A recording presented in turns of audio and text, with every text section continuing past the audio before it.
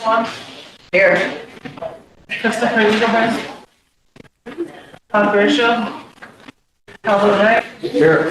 Stanley Woodenite Jr. Shaw Callhunter. Here. Royal Yellowhawk. Robert Radley. Charles Gray Jr. Bill Marshall. Wayne Frederick. Emily Louise Wanda. Alvin Bearhill Sr. Right Tank. Pamela Wilcox. Violet Silverside.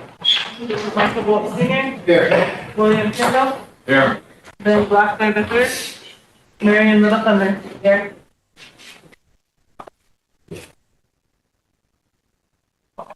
I would like to ask Russell to do our invocation this morning and to keep our health administrator Skylar in her prayers, the loss of person. Good morning, Council. Today is a good day, a new day, and I know we have a lot of work ahead of you. But we also, lost some of our tribal members here, and we need to pray for those families for fortitude, to have that fortitude to continue their journey here on earth. So with that, that's gonna be my prayer today. Last week we were over at St. Francis, and hopefully they're recovering from the cleanup and the need, that there's gonna be some need there, so we need to look after that. So with that, I'm gonna say a prayer.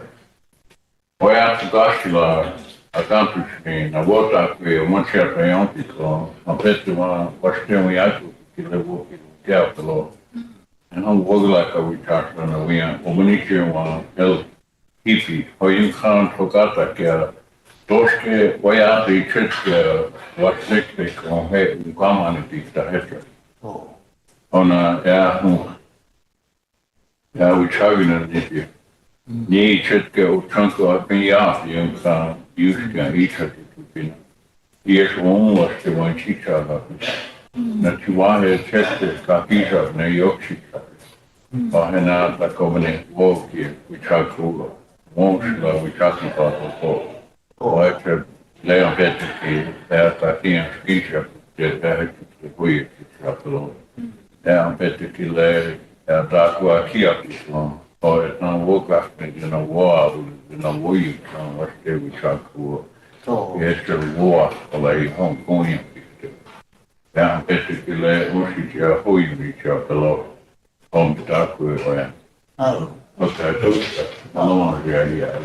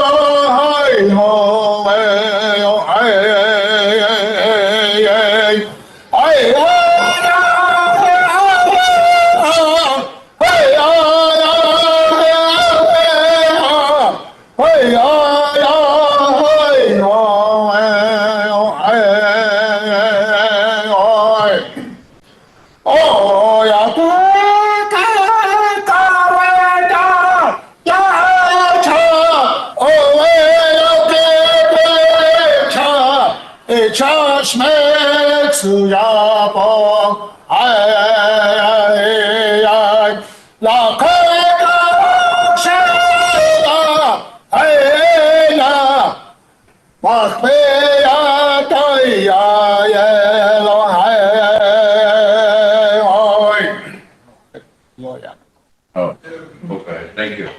Yeah.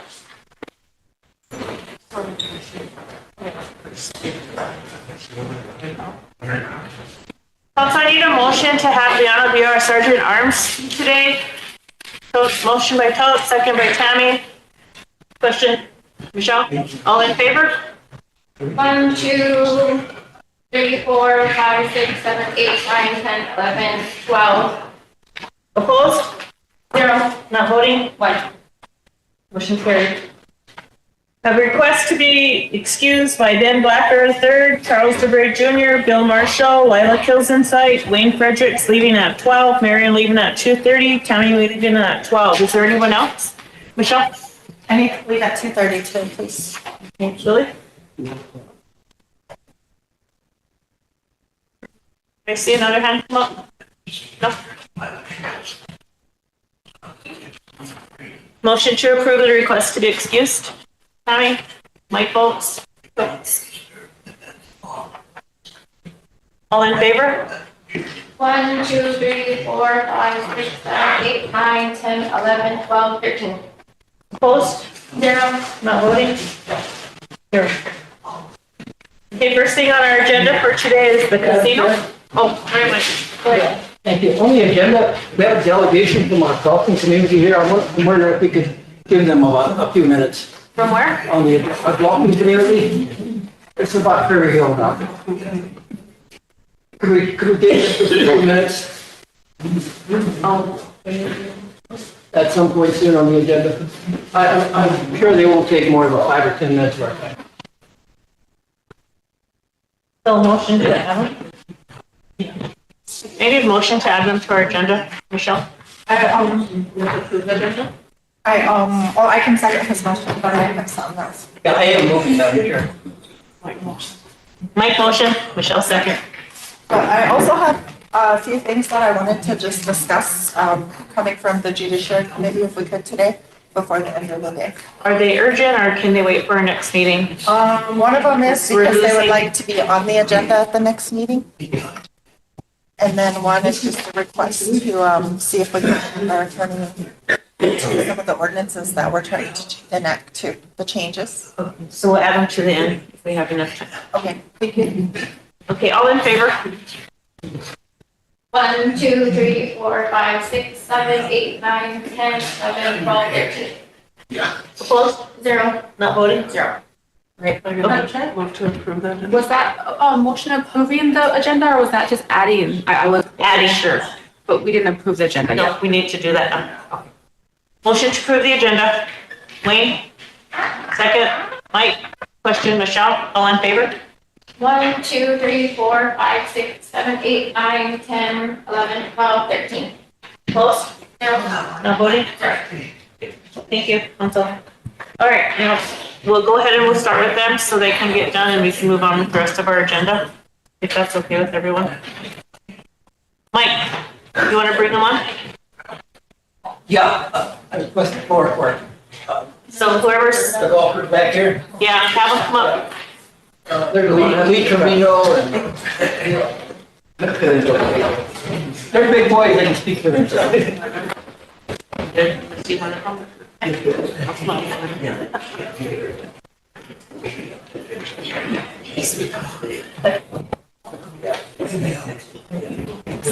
Okay, this is for mainly the casino. We belong to Prairie Hills Country Club, but they're not opening up. We want to know why. We asked them, we said policies and procedures. Why don't you go with last year's policies and procedures? Because I need to put policies and procedures in place for collecting money. What last year they didn't have. I can't, in our financial statement, open anything until I'm sure any review has a dollar stream that reports our accounting. They didn't have it. How long that would take? They're opening up on Monday. A few months behind on working force. Well, I wasn't gonna let them open up earlier because we didn't have, actually the weather held us up to means that. We're opening on Monday. So what about having a golf committee to help run the course and help you guys out? We have a big community that wants this course open and will help with any supplies that need, and will even do getting sponsorships or holes to help donate to help the course. I'm all ears if that's what you got. I'd like to do. So you should try and set up a golf committee where you actually have a president of the course, a treasurer, and a secretary, and somebody who can actually keep it going. Because every time we go and try and play and pay, off-sale is closed because of shift change, and there's a certain window. So maybe you do your shift change earlier in the day because everybody gets off at 5 and wants to golf, and then we can't because we can't pay. Nobody's there. I appreciate you telling me that one, definitely. I'm all ears. If you contact me, we'll set up a committee. Okay. So But- the course will be open when? Monday. And we heard that everything's all in place and they could open this weekend. No, everything is not all in place. I would love to make revenue any way I can, but it's. Well, everything's all on the computer and off sale. You just put in your membership, what the fees are, and you can collect It's money. not 100% set, sir. I look at our accounting platform, it's not 100, it's being fixed by the end of this week. Well, let's hope so, because we've been wasting a lot of time paying other golf courses to play at their courses, traveling. Well, we have one right here. And our high school kids need this course. I understand that, ma'am, but I gotta make sure all the procedures in place, because I have fiduciary responsibility to the council and our gaming commission to make sure we are collecting money for everyone that's using. I hope so, because we've been there and been paying. Taking the money out of town. They were also replacing equipment this week that I've approved them to replace pumps and things like that. You gotta drive 60 miles out of work, pay over there and play. I'm not arguing with you, you just gotta put it, the procedures are all being put in place as we speak. But you guarantee it'll be open Monday? Yes, I do. Went to Martin again. Okay, that's it. All right, we'll have casino come on board. Monday. And we just kind of question, you're bringing the agenda. That's what I mentioned. That's $200 from me, we told you what on it. Why can't we pick up that one?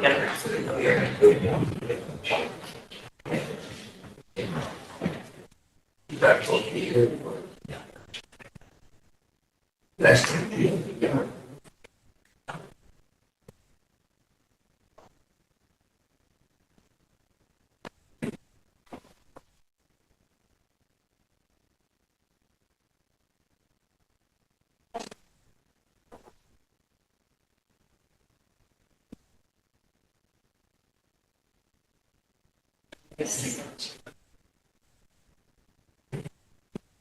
Good morning, council and administration.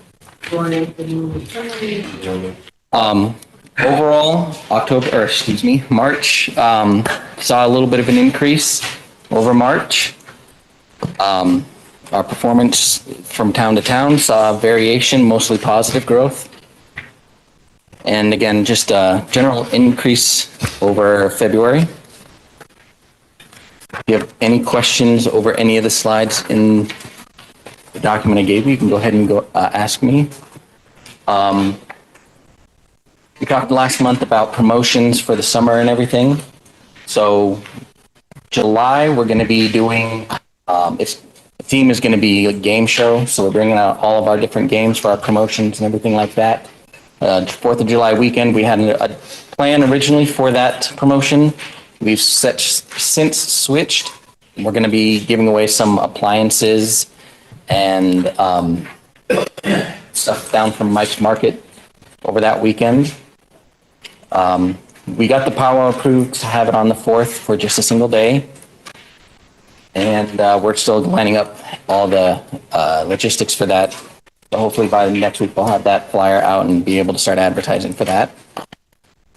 August anniversary week, the anniversary promotion is mostly going to be focused on local businesses and stuff. So we're going to be tying in gift cards and different stuff from different local businesses in Rosebud, Mission, Valentine. And beyond that, if you have any other questions. Over here. Mike? Yeah, if I could. Is there any reason we can't see your profit and loss, detailed profit and loss every month? We used to have access to that. Yeah, Some of us do understand that stuff. He's marketing. yeah. I think Bill covers that when he gives his report. I'm just focused on marketing aspect of it. Yeah, I'm basically keying on this. Okay. Just that. Thank you. Tammy? Marcus, have you guys given into consideration of whether they're going to move the 4th of July display or have it there? Or what's the... I believe that Bill was going to talk about that a little bit more. But We discussed it in the last meeting, I think we said we would decide it this week. Oh, okay, all right. Michelle? Just curious on the findings from the gaming commission state that there's unauthorized comps being given. Can you give us some information on that? We have a meeting set up tomorrow. On that report that they sent out, we didn't get details on what they were talking about. I looked back and tried to find what I couldn't see anything where any prizes were given out to council members or anything, but we're gonna cover that. We have a meeting tomorrow morning at 9 o'clock to go over specifics. Thank you. Any other questions?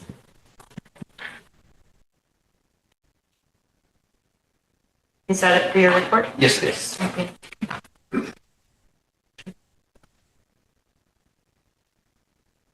Oh, you can do that then. Good morning, everybody. We'll get to the elephant in the room about me, but I want to go over a few things first. On the gaming commission, we were just submitted to us yesterday afternoon. There's no specifics on it. I have to ask them for specifics. I can't answer any findings unless you tell me when, who, what, why. And then we'll answer to everything. I got no problems. But there's no specifics, and that is an email that's going out today. So I want to go on that. We will provide marketing spreadsheets next time you want to see them. I understand what you're looking for. I want to go over, I think we sent it out a couple weeks ago, the March financials, which came through very nicely. And get my notes out real quickly.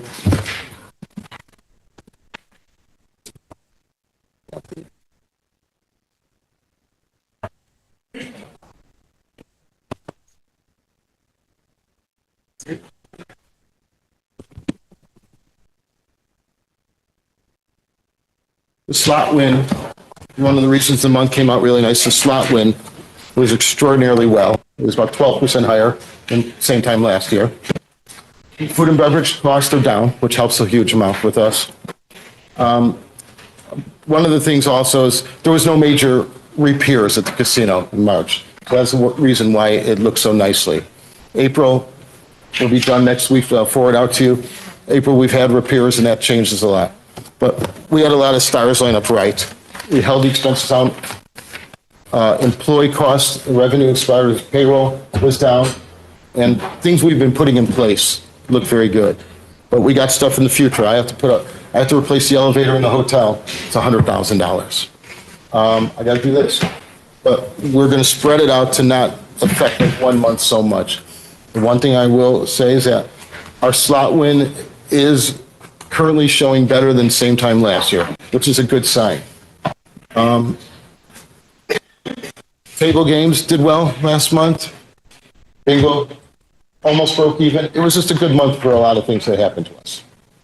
When you turn around and see April, you'll see a few different things where tables didn't win as much, bingo won more. And we're just waiting for some bills to come before we get complete financials on all that. So the casino itself is, as far as the slot machines, is operating well. Now, I won't bring any new slot machines in for a while because all it does is increase our accounts payable line right now, and I can't afford that. I actually have some old Aristocrat machines that are on participation, and I'm letting them take off the floor. The amount, it doesn't matter. We have enough new machines still to keep people happy. But that's some of the decisions we have to make at this moment, is I don't want to keep increasing what we owe money. And if I bring new machines, yes, they're going to be that much more popular. They'll make more money, but it also increases what I pay at the end of the month. And in the meantime, what I'm not doing is I'm not settling on any of this $2.8 million debt that I want to settle on. We have to find a place to go and even on it so I can start selling on it. Mr. Boyd and I have talked about taxes. I'm going to actually give him something that we can cover, that we want to cover on the 2025 W2Gs. I got those numbers. We'll move forward with that. We'll go backwards. But for some of you who didn't know, Mr. Fry, who does our accounting work, recreated, we talked in the past about 2021 W2s that were never returned. He recreated them and turned them into the IRS, and they've accepted them. It'll take 2-3 months for them to populate it and come back to us and see how much of that $400,000 fine is mitigated. Some will, but we just don't know yet. To get the IRS on the phone right now, If you want to hold for 6 hours, I mean, then people, but it automatically will kick back to us. It might be next month, might be the month after, but they are filed. And that's a huge step for us. And we're working towards that. The W-2Gs is the next thing to work for, which I'm ready to start working on. We've had conversations, and I'll keep everyone here in the loop on it. That's basically April. I know there's questions about my future, and I'm going to start out and I'll answer every question. I turned in last week my 60-day notice. I gave them an option for 30 more and consulting after that. I'm been offered a principal in a sports betting company. That's good, but I will not walk away from here. Nobody gives 60, 90 days to walk away. I will be here. If they choose to keep me later, I'll come on a consulting basis. I've told them that I will help screen through new possible general managers, keep in contact with everybody. I'm, contrary to what's thought, I'm not bailing anywhere. So I'm still here. I'm still going to be able to answer emails. I'll have a little bit of travel in front of me, about 5-6 days a month, but I'm always available on my phone, computer, or anything else. So again, I'll answer any and all questions, but I don't want anyone to think I'm just walking away, because I'm not. But this is a situation, 65 years old, my end game is very good on this, and I have to think of that too. Coach, Good morning, everyone. Why don't we form a management team to help out there? For the golf course? No, Oh. we're at the casino. They're slowly improving, but you're leaving. Why don't we have a management team? And for years, we've been trying to bring in Kin Mini Wounds, come in out there to go through everything, because a lot of times people are crossing the fine line out there and everybody's intimidated by him because he knows what he's doing and he would only help the casino and improve it. Well, I'm not going anywhere now, so we do have a management team in place that I talk to every other week. We have a gentleman who goes through our books, that has talked to our board and has talked to people, who is about as good as there is in the country, in my humble opinion. Again, my goal is to go through candidates to help find a replacement for me again, but I'm not going anywhere for a while. I'm still doing my job. I'm going to help with that. You know, we really need to start stepping up as crucial times are coming for the people. We really rely on the casino, our communities do. So, and what about the golf course? Have you heard back from the city of Mission? Well, I put a call into them yesterday. They talked to me 3 weeks ago and haven't talked to me since. I didn't want to bring that up here. I prefer to have Mission come manage it. They have the financial means and the equipment to do it. But I wasn't going to open the golf course until we were financially, I know I can collect money for that. I was just not going to do it. In the past, it has been haphazard. That's why we're opening it on Monday. I apologize if we've inconvenienced people, but I got to make sure we're collecting the money that needs to be collected. Can you just try and set up a meeting with Mission, get in touch with them ASAP, because that's going to take burden off us financially. I left him a message last night and I'll call him again today. Yes. Wayne, Question. Mike. Do we still have Kelly? Yes. Okay. But he is leaving to go to law school in 2 months. He is? Yes. I'll have candidates for you guys. Mike, What's the process for the search for a new manager? I guess I'm addressing this both to the chairman and the chairperson. Chairwoman, excuse me, yeah, and yourself, sir. We have advertised in Indeed, and there's an ad going in Casino Careers that gaming people know. If you were to go to a headhunter, and it's a $25,000, $30,000 charge. Yeah, no, I'm not suggesting. No, I'm just, but the exact same people are going to apply this way. I'm just asking what's been put into motion, The ad for the general manager. actively out there right now. Yeah, it's an Indeed, and by the end of this week or early next week, we sent the paperwork in Casino Careers, which is a very. So who's involved in that besides yourself? It goes automatically to Atwood Caldwell in HR, and he shares everything with me. And I told Madam President that at the end of this month, I'm going to submit everything that came through with, lack of a better term, comments people where they have their experience, people I know out there that I can call and ask questions from. To give you Yeah, we need minute by minute updates. Because in the end, this all falls on us. I get forward emails every week. We're also going to advertise through the tribe. It's HR from the casino is the ones responsible to advertise, but we are also going to advertise from our HR as well.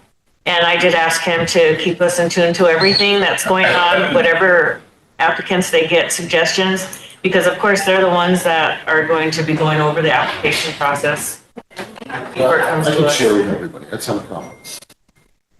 And he discussed some changes that he was going to be making, but I asked him to finish out whatever he's working on now at this point in time, because as you bring in a new manager is going to have a different style of management for the casino. Each time we replace one with another one, things change. We don't need him making changes right now on his way out. Have someone new come in and then want to have a different process of how they want to manage the casino. So when we met with him last week, I asked him not to make any further changes because he did have some proposed changes he wanted to bring forward.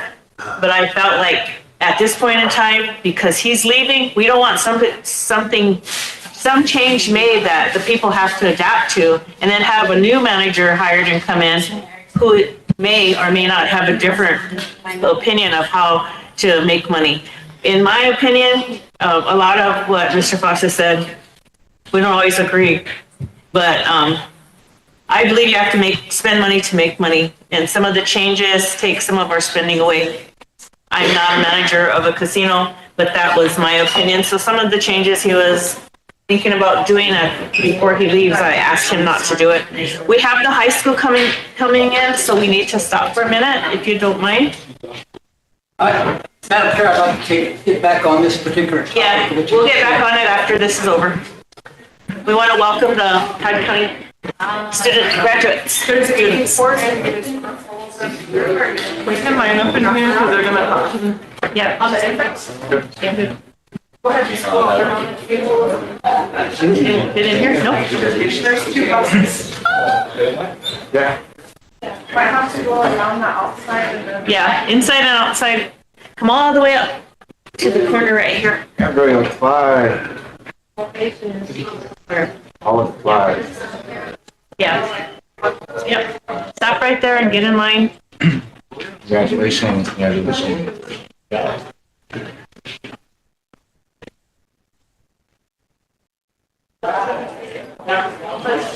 Congratulations, guys. Then when we run out of room in the middle, we'll start on the outside. Congratulations.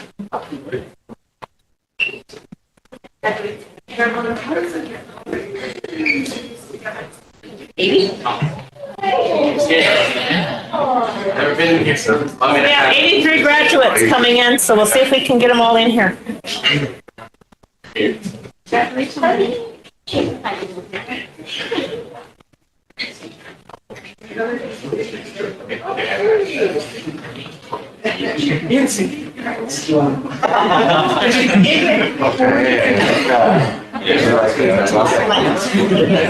Oh, do you want me to move the bag? You want to call it in? No, you're not.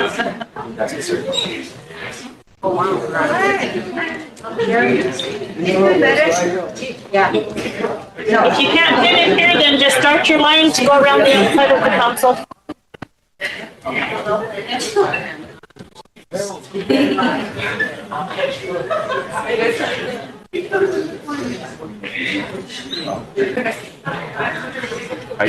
Are we all in? Can somebody give me a ladder? I'm just kidding. Are we all here? Yeah. So this is our graduating class for Todd County High School for the year 2025. I just have a short statement to make. As the days pass you by and you recall the years leading to this graduation day coming up,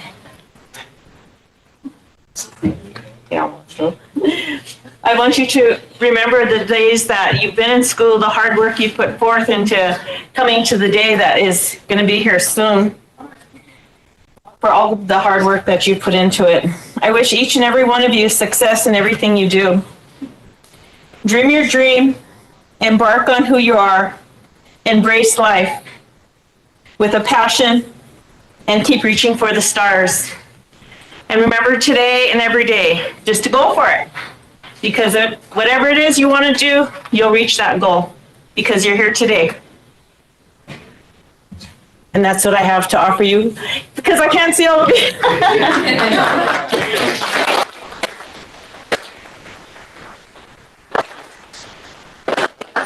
Any council want to say anything? Raise your hand because I can't see you. Wait. Congratulations, young ladies and men. One diploma down and a future to go.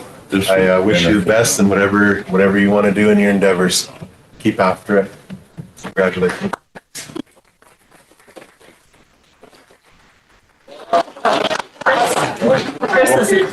Chris. Good morning, all of you. It's really an honor to be here in front of all of you guys. Just a few years ago, I was doing the same thing.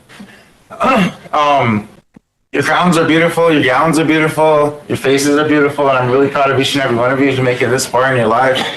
A really big accomplishment to achieve in our way of life here is this education, and I'm proud of each and every one of you. And as the days go on, you know, we're all gonna come back and do something big for this community, whether it's doing what we do here or whether it's just doing what you want to do. Regardless of whatever it is, do what you want to do, and we'll always support you. I'll always support you no matter what it is, because that's what this is all about. Making an accomplishment to do something that you want to do that makes you proud. That's all we can ask for. So thank you.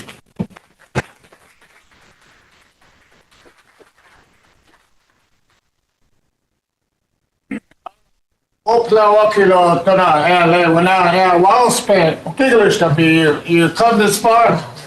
And when I remember my daughter, my two daughters, my son, they also, you remind me of when they were making this journey.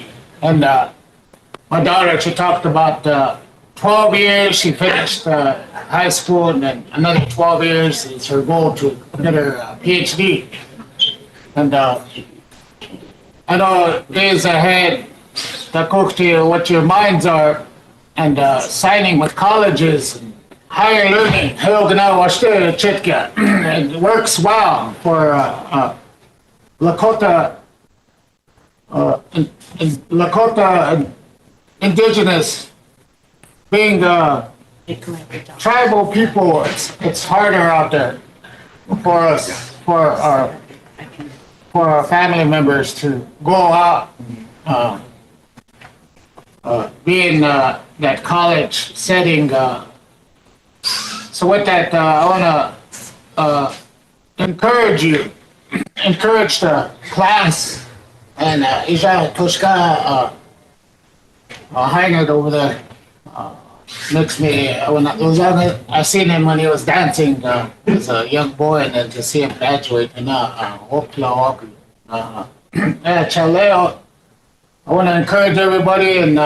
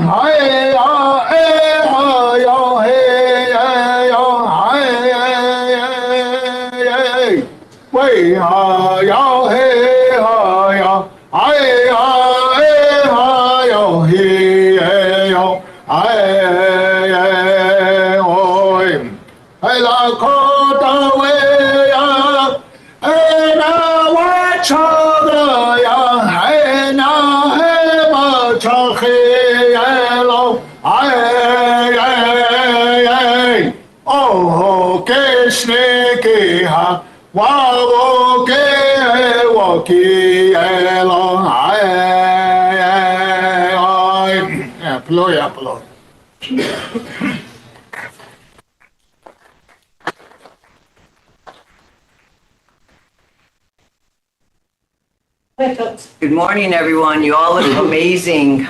I want to just encourage all of you on your journey that's set before you to move forward in a good way, and always remember choice. You're going to decide whether you're happy or whether you're sad, whether you fail or whether you succeed. So no matter what you do in life, move forward in a good way, and most of all, represent yourself first, and your wellness comes first. Always reach out to someone that you love or someone in your circle if you ever need that the push or the encouragement to move forward. But so proud of you guys. You look really, really good, really sharp today. So move forward in a good way, and remember prayer, and remember we love you guys, and do well whatever you decide to do in life. Thank you. No.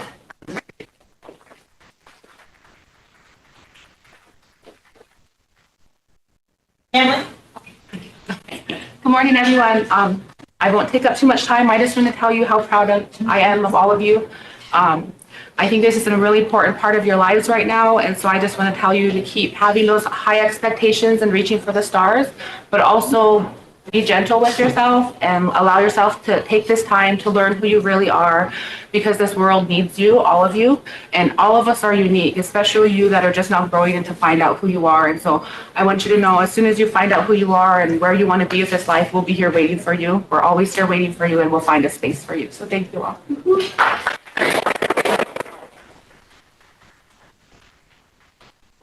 Any other counselors? If not, I have something to read to you. For those of you that may not have found where you want to go on to college at and may be here locally, I want to share this with you.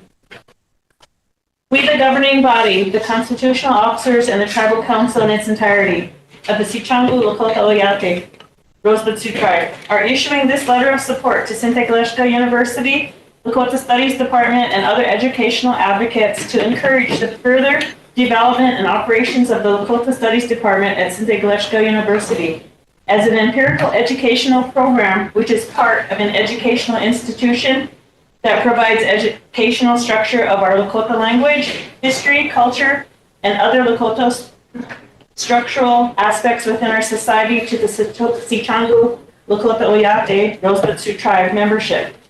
Within and surrounding communities of the Rosebud Sioux Indian Reservation, we support the SGU Lakota Studies Department, which will provide certificates and degrees, Associate of Arts, Bachelor of Arts, Bachelor of Science, Masters of Arts, and Doctorate, of the nature to enhance and benefit our tribal membership in educational opportunities, knowledge, learning experience, on-the-job training, skills, personal growth, and the wide opportunities in all levels of employment. We respectfully support the SGU Lakota Studies Department in offering certificates and degree programs as follows: Lakota Language, Culture Resources Management, Lakota Studies, Tribal Administration and Governance, Lakota History and Culture, Lakota Horsemanship and Equine Studies, Museum Studies, and any other future proposed certificate and degree program. We encourage future exploration, sharing, and integrity to the SGU Lakota Studies Department in regard to the Sichangu Lakota Oyate tribal membership and within surrounding areas of the Rosebud Sioux Indian Reservation, to which tribal membership will benefit from all. And best regards, sincerely, Kathleen Woodnight, President of the Rosebud Sioux Tribe. What this is offering you a benefit. If you stay here at our university, if you have not made plans and been accepted at other universities, you all have an opportunity here to learn more about your culture and to share your experiences and to grow within our tribe. With any of these studies, we are supporting the university and offering you more opportunities for your education and to further your careers. So I just wanted to share that with all of you. No. I came up with it.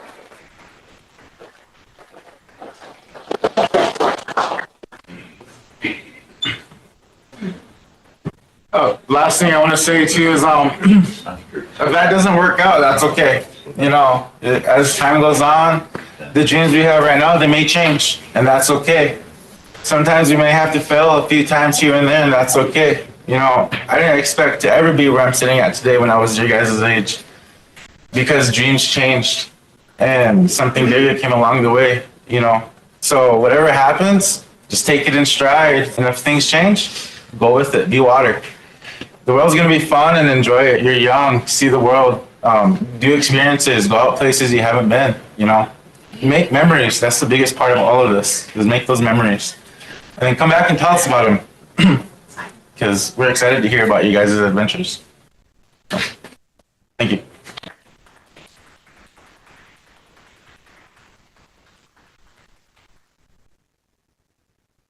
That's all. We wanna, I don't know how we're gonna shake hands. How we can get everybody in here. Line the hall. Maybe, Line the hall. yeah. Let's- Line the hall, we'll come through and shake your hand. Take the lead, go down the hall, and we're gonna come through and shake your hands. Yeah. Follow the leader.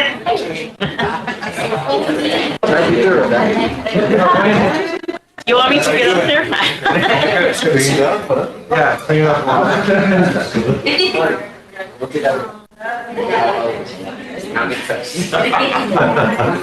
Especially since it's on like TV. Okay. You clearly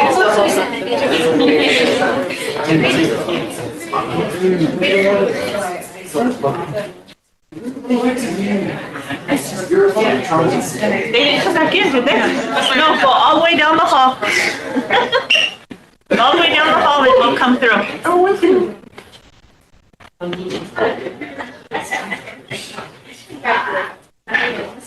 Oh, yeah.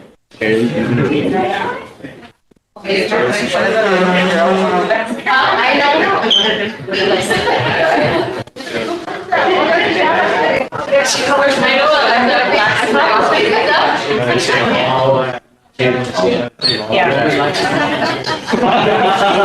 Thank you.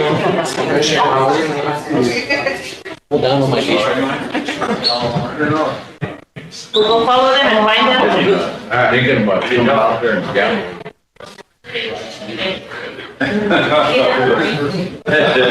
Thank you, ma'am. Shake hand. Come on, everybody, let's go shake hands. Yeah, just you. I'll be right behind you guys.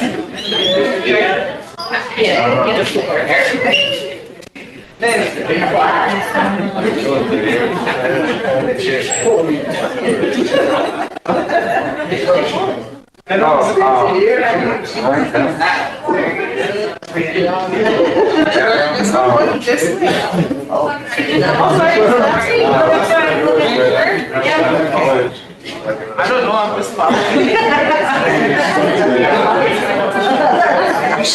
Sometimes I have,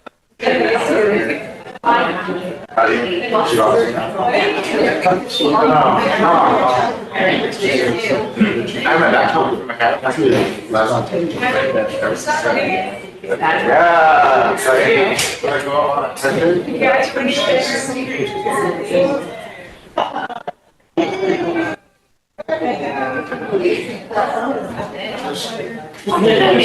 Oh, right.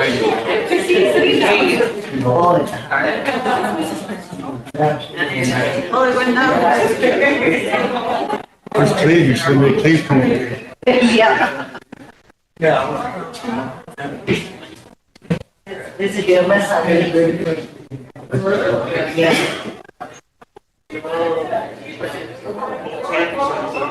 Oh, I love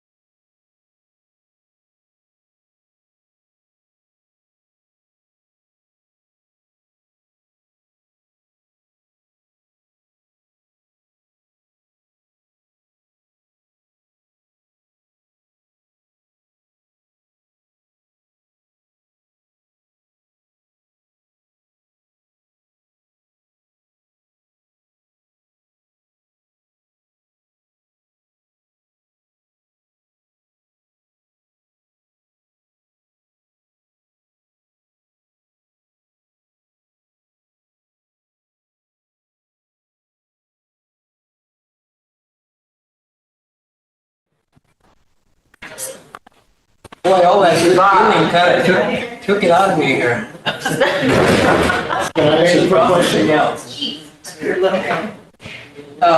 Why don't you just go ahead and continue? We discussed in the last meeting of fireworks. And I would, in my humble opinion, love to give the tribe $20,000, what the fireworks cost, and have the tribe decide how to do it because of how it stretches our resources and everything at the casino. And I'd rather concentrate on what's going on inside the casino than thousands of people sitting in the parking lots. And I know it seemed like it gained some momentum, but the common wishes to bring it up at this meeting. So that's what I'm going to ask the question. Good, Mike. Well, yeah, that kind of gets me back on track. Yeah, if you're suggesting that maybe that's a cost that maybe we should forego this year, you know, I think we ought to seriously consider that. You know, as painful as it might be. I don't mind doing it. These are difficult times. I apologize for interrupting. I don't mind paying the 20. I just would rather someone else have the fireworks. So we're not stretching out all of our resources in the parking lot and not in the casino. My point is, do we have to have fireworks? Because the world's gonna come to an end if we don't have fireworks. Marcus? I'm gonna play the bad guy here. No, it's okay. I didn't hear the question, Do sorry. we need the fireworks at all? I don't think so. Again, we had the power already going on that usually wraps up about 10 o'clock. From what I've experienced, people on the gaming floor, they'll maybe take a few minutes to get outside, look outside. But the people mostly sitting outside are not getting in the gaming floor. So if we're focused on doing casino operations, then I believe that fireworks are absolutely. To answer your question, I look at it strictly from the economics. I don't know what it costs to do that. What does it cost? Do we know? 20,000. How much? 20,000. Well, see, my community goes without a monthly allocation, you know, from the casino. So I can't square the two. You know, I guess that's my point. And again, that might be painful for some of us because, you know, but hey, these are hard times and better get used to it. There's more pain coming. Emily? Thank you. I just wanted to add a comment. I know last time when we had this conversation, not only was the funding and who's going to do it an issue, but because we're in one of the biggest droughts and it doesn't seem like we're going to come out anytime soon, there was also the concern of not only do we have the 20,000 to blow up, but would we want to potentially have that fire risk? So that was one of the things to put into conversation about location. It may not have made sense at the casino because you have a lot more farmland or, you know, fuel, I guess, around, whereas in one of the communities, it might be a little bit easier to control or for safety concerns. So I just wanted to throw that out there to think about. Thank you. Well, we're talking about safety concerns. We need to talk about security as well, because that place, when they had that display, was insane. I saw cars getting rear-ended and people just driving all over their draws, and people are lighting off fireworks beside cars. I mean, it's just not safe. So Only have a something. human power to control. Yeah, and there's no nobody out there directing traffic on how to get out. Everybody wants to get out as soon as it's over. So On the things to street, think about as well. and on the street, it becomes automatically the police department's issue, and they can only spare one, if we're lucky, 2 cars. It's a rock and a hard place. Tammy? In regards to what Councilmember Toth said, in regards to Ken, does he have a contract with the tribe to help with management services and like that? If he does, can we research that? And Ken? yeah, He's not working for the casino. but I guess the council or somebody did a contract with him years back. Is that still in place? No. No? No, when he was hired, that all ended. He was temporarily put out there. Well, we didn't have a manager. Oh, I see. Okay. But no, we talked about that as well in the meeting last week, and we're not going to do that. Okay. Can we set up a time to possibly deal with the board of directors?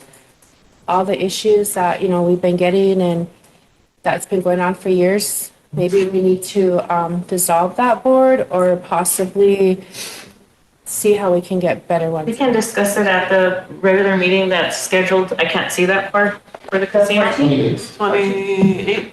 28. Yeah, we'll put it on the agenda then. Okay. Any other questions regarding the fireworks? No? Oh, Chris? I'm just trying to wrap my head around it. Good morning. Thank you for being here. So you guys can provide the money. The big thing is the manpower on the outside, the stuff, the uncontrollables, stuff out of our hands. That's the big question. You know, those affairs, the fireworks at the casino have been going on for as long as I can remember.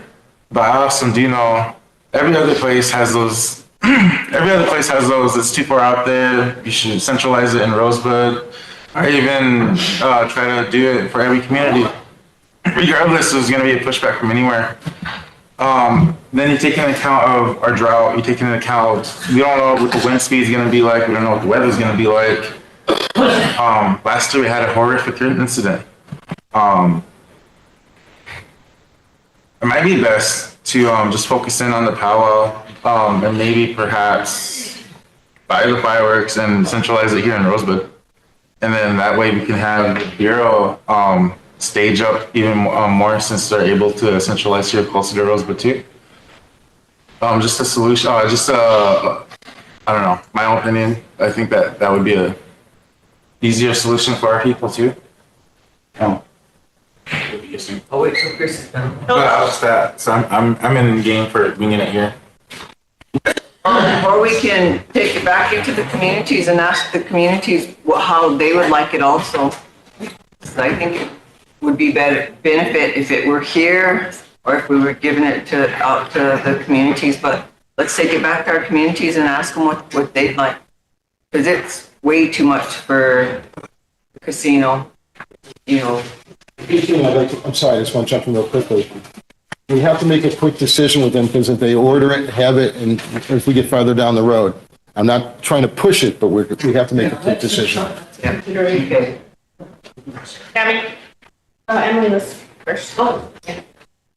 Were you, did you have a hand up? Yeah, I did, but I think I might have forgot. Shoot, what was I even?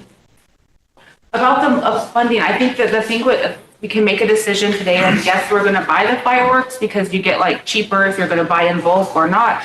And if no, we're not, then we might be able to have a follow-up conversation about what. And I just wanted to throw another idea out, and I'm not saying what I'm in favor of or not, but another idea that's been coming through is we have a community, or maybe there's others that help, that put on our annual Victory Day celebration every year. And so since they're so close to the 4th of July, and maybe we could use this as an opportunity to kind of bring that one bigger or expand it through all the communities and put a little bit more emphasis on our celebration holiday rather than the 4th. So I can throw that out there as well. I believe in our last meeting when we discussed this, Rosebud community was going to present it to their community and then bring it back to us. Cher's not with us right now, so I don't know how that's going to plan to move forward, but I'm in agreement. You know, we should bring it local, centralize it. And if someone wants to make that motion, you know, I'll be more than happy to second. Before I go to Royal, I would suggest that you go ahead and just purchase now, and then we can so you'll have it, and then we can come to a consensus as to where we're gonna post it at. Royal. Yeah, today was gonna be Buffalo. I like to, no objection, get the floor for Dina, Rosebud Community Chair. That's good. Go ahead, Dina, come on up. Morning, council. Morning. Everyone in your spirits, healthy, everything like that. Thank you for getting me on. I had come to ask Budget and Finance if we could continue our, community tradition as hosting a fireworks display every year. It's always a good turnout. We usually go around and we solicit money for this. This year is the first year that we haven't really done it, gone out and, gone to programs and get a donation letter to get everybody together to help us make this a good success. Well, this year it isn't happening. So for as far as I remember, this is the first time that we've had really come. One time I had come to council, we got shut down. It was during, COVID and all that. That was kind of understandable. But this time, I am only asking the council to consider that we, do the fireworks display again. They're not having it out to the casino. And I'm pretty sure it would be another good standout. And everybody likes it centralized. We usually give out hot dogs and all that stuff, and we do have security.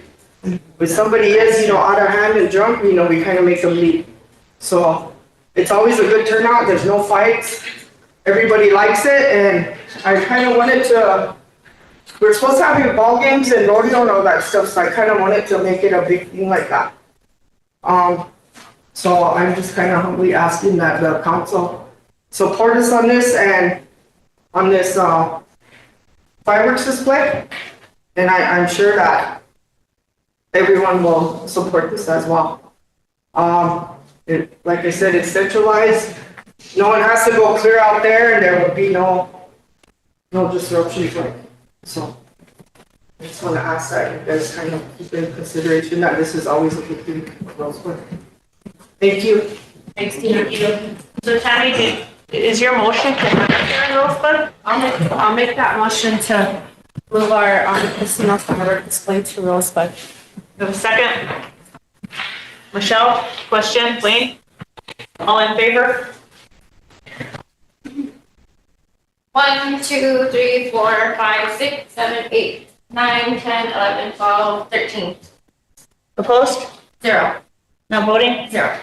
Motion carried. Oh, yes. Thank you, council. If I could just get the contact information, we'll order the fireworks, but they'll need to know where they need to deliver them and who their contact Pull her person back is. in. Catch her. She's waiting on the hallway. That wasn't her. Dina, he needs the information of where to deliver everything. We'll order it for you to see if Okay. you can get it to Marcus, please. All right.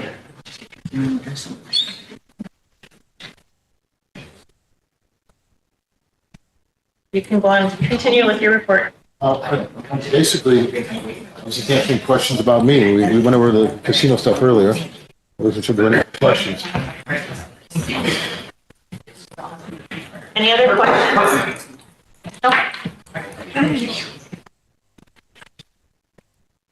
Emily? I just had a comment. I appreciate that you offered your, I think your, what did you say, like to adults or whatever, in time or after? But I just wanted to say, like, I think that we should probably look at that and some, if not, we're gonna have to start that transition process a lot sooner than that. So I don't know what the plan is for that, but I would think that we wanna look at that in some aspect to make sure that it's a smoother transition rather than just this hard shut off and then. Yeah, no, he actually offered if we can't get someone here within the 60, he would do an additional 30. But we'll make sure that there's a transition with him going out and whoever's coming in so that we don't start from ground zero again. Real? Okay, yeah, četrnaeste na 5-6 papalo. Wait, ciao, blood, I had thoughts. Maybe, I like to say that in the past, when reports were done here, like Mike was saying, the gain and they had a monthly to month and they compared to years before. And then I know when they do the budget at budget and finance, they set the budgets, then they approve them here. But I remember the casino, they set it at 100,000, and then that was gonna help communities. But long story short, I remember the casino had a reserve account. So when they set that budget, yearly budget, whatever the casino check was, whether it was meeting that 100,000 or below, they would still take from that reserve account and still provide that check for the tribe to do the community allocations for the community budgets. But I know we moved the casino to general account, but I think there were times where I know that when the budget and finance budgets that casino funds, that casino check, and then I know there was a payment, I think, payments that they were doing salaries for different programs. So in the past, Wayne, maybe Wayne or Mike, to my knowledge, that Ihani, when they did those win-loss and monthly allocations, at that time, I think the casino was put around 3 or 6 millions a year. I can't remember when, but that was back in Tuffy Lenderman and then different ones. And that's so when it comes to mine, I kind of wonder, does those accounts still exist with the casino, those reserves? How they do the payment after different kind of That's a question for Bill and Mr. Fry, but on the statements that I've seen, no, those accounts no longer have any money in them.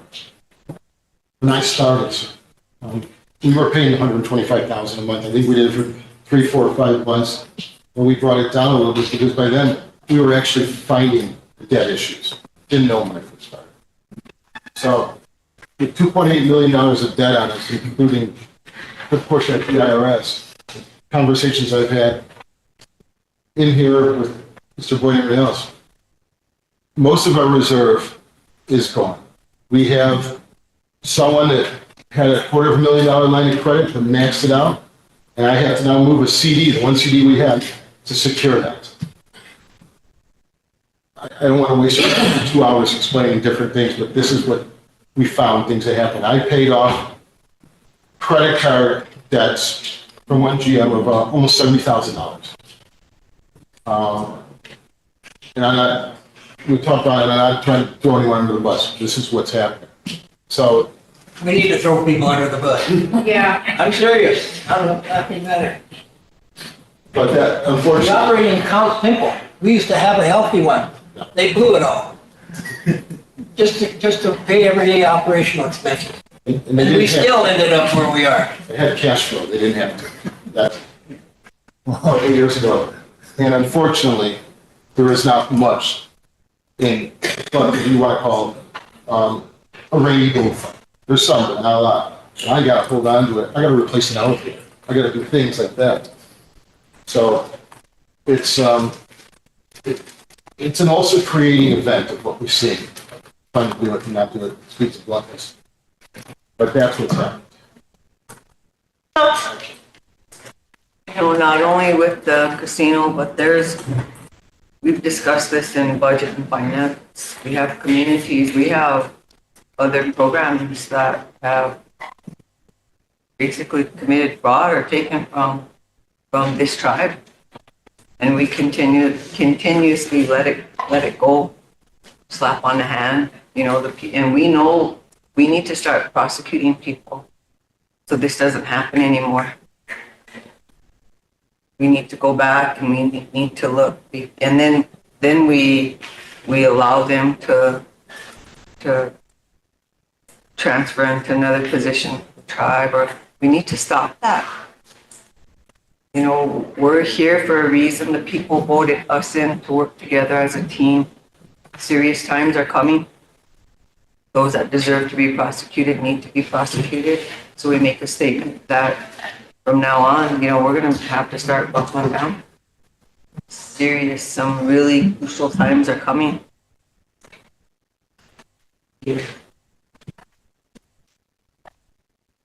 Anyone else?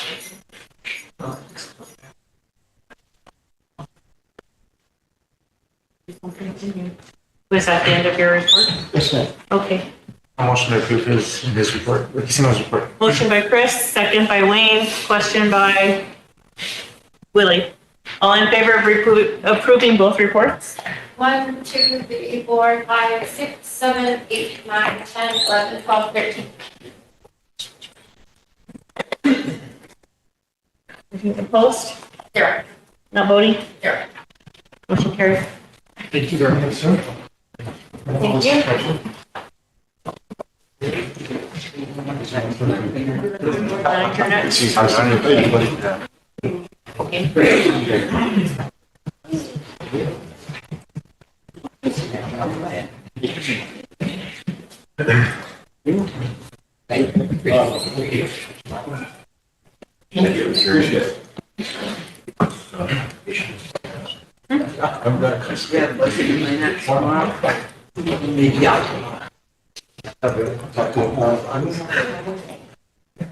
Next, we'll do the gaming. Michael? Yeah, I just wanted to make one more comment. I would suggest to you that the next most important position out there at the casino after the general manager is the chief financial officer. You need to give that just as much attention as you do the general manager. You need someone out there whose loyalty is to this body and to the tribe.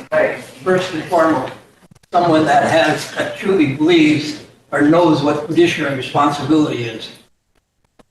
If we had had that, maybe we wouldn't be in the problem where we're at. Thank you, Mike. We'll do gaming. Good morning. Has everyone got a copy? Anyone need a hard copy? I'll take a hard copy. That way. Yeah. We both need one. I'm not. Copies. Did you run out of copies? Yeah, I got some more. We both need one here too.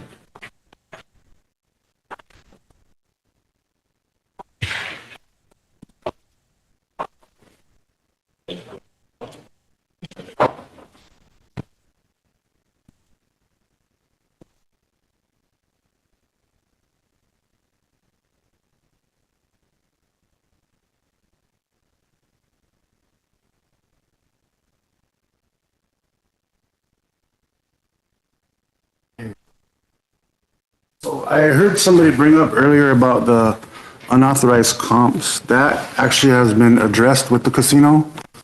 And what it was is they had used a type of comp to give to the employee, but it was supposed to be a different type of comp, and that's all that was, and that was cleared up. So it's not like somebody stole some comps and gave them away to unauthorized people. It was just the process was done wrong, and that's all it was. And that was resolved. We already talked to him. I think he forgot about it, but we found it in the internal audit, so that's what that was. And any other questions on the audit or? Yes, sir. Michelle. So when we look at your report, it looks like, holy crap, all this stuff is going on. So if things are being resolved, can that be added in there at the bottom? Oh, yeah, everything is. Because it says findings and then there's nothing after it. So that one, it says there's a recommendation, but it doesn't say in here that the matter was taken care of or dealt with. Well, they have 45 days to look at all this stuff, because we just barely got it to them because we kind of fell behind on the audit, but we're almost caught up to where each audit will be done on right after the quarter. And is there like a certain date that your report should be going out to them? Because when he comes in here and then we have questions about what you put in your report, he doesn't have an answer because it wasn't given to him in a timely manner to review it, to give us an answer. they were sent out, I think, a week late. I think that's right. Yeah, we just got it this morning. Yeah. But yeah, at the end it says 45 days. So in the end of 45 days, they will have the resolutions and anything, that they fix. basically they just had to fix what their, the findings are, so they really need to do. Okay, so that doesn't even give them time to come before us and give us an update as to all of the stuff that we're given in your report.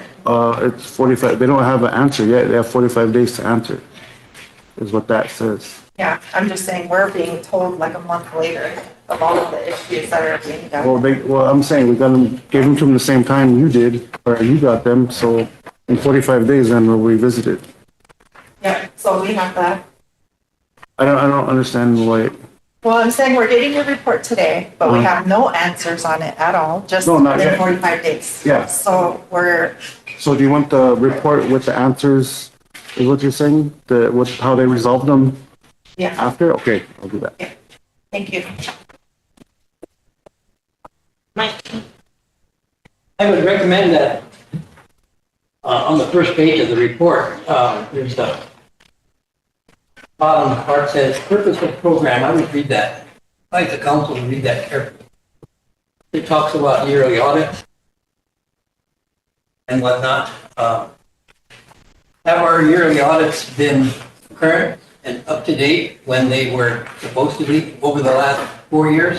Which audits are you referring to? Well, The internal audit in our. internal audits, and then there's also a general audit, right? Yes. And then the internal auditor, we haven't really had one. The position has been, Since when? since like 2021, 2022. How come we don't have one? It's one of the Because they quit. responsibilities of the We tried to fill the position. I was internal auditor too at one time, and then I got moved up to acting executive director, and we were advertising for the position, but nobody fills the position. One of the rumors, well, I underline the word rumor, okay? Because I don't know if it's a fact. Is that when we first got here, the new council, like Roberto said that, is that there was periods out there when there were no daily reconciliations of cash coming out of the casino and going into the account. Is that so? As in like, well, they were late, Daily yes. reconciliations, you know. Weekly, yes, yeah. Yeah, at that, at Were some there point. times when that was not done? And we told the casino. When was the first time? I'm not sure I could get the Anybody? date for How long you have on been out that. there? Me, a year now. And this, the internal auditor, that would be their responsibility. If we had one, well, I'm bringing this up because this is critical. yes, very critical. This is the function that determines that the money that comes out of the machines and every place else out there that generates revenue goes into the count room and is reconciled from where it comes from. Businesses, I do that in my business Also, every day. Check my the register. casino had My no point is staff yeah. that had the knowledge to do this. Regardless of what the reason was, and I'm speaking to the council here, not yourself, sir, but, irregardless of what the reasons there weren't, the point is that there wasn't. And for all we know, money could have disappeared. And if I thought we could afford it, this is one time I would recommend we do a forensic audit. Big time. But the point, I don't think we can afford that right now. And as time goes by, unfortunately, the results and accuracy of such a forensic audit diminish as times go by. So I don't know that we've got that. We're going to have that option. But I'm just pointing out that how important this is. And I haven't heard anybody talk about that since I got here. That's serious. And we wonder why the place is where it's at. I myself have recommended No, I'm not asking you to forensic explain it. I'm asking you for information because you're out there, I'm not. In your opinion. Okay, so continue, I'm sorry. They have gotten their reports for daily reconciliation caught up though, so it's just a matter of being behind in paperwork and the staff with knowledge to do them and find the information to give us, but it's there, it's caught up, so Yeah, but my point, what I was asking is, over the last 3-4 years, there were times when that wasn't happening, like it should have. And there's hundreds of thousands of dollars that flow every day, oh, not every day, but every month out there. And if Tammy, after Mike's keeping done. track of the accuracy, Then I got you. then, hey, here we are, yeah. It's a snowball effect. Okay, Tammy and then Michelle. Hi, Jean. Hello. I guess going off of what Mike said, one of the comments was, there was no internal auditor until 2021, 2022. But, regardless of that, those duties should have still been conducted either by your, at the time, director or another individual. Possibly, yes.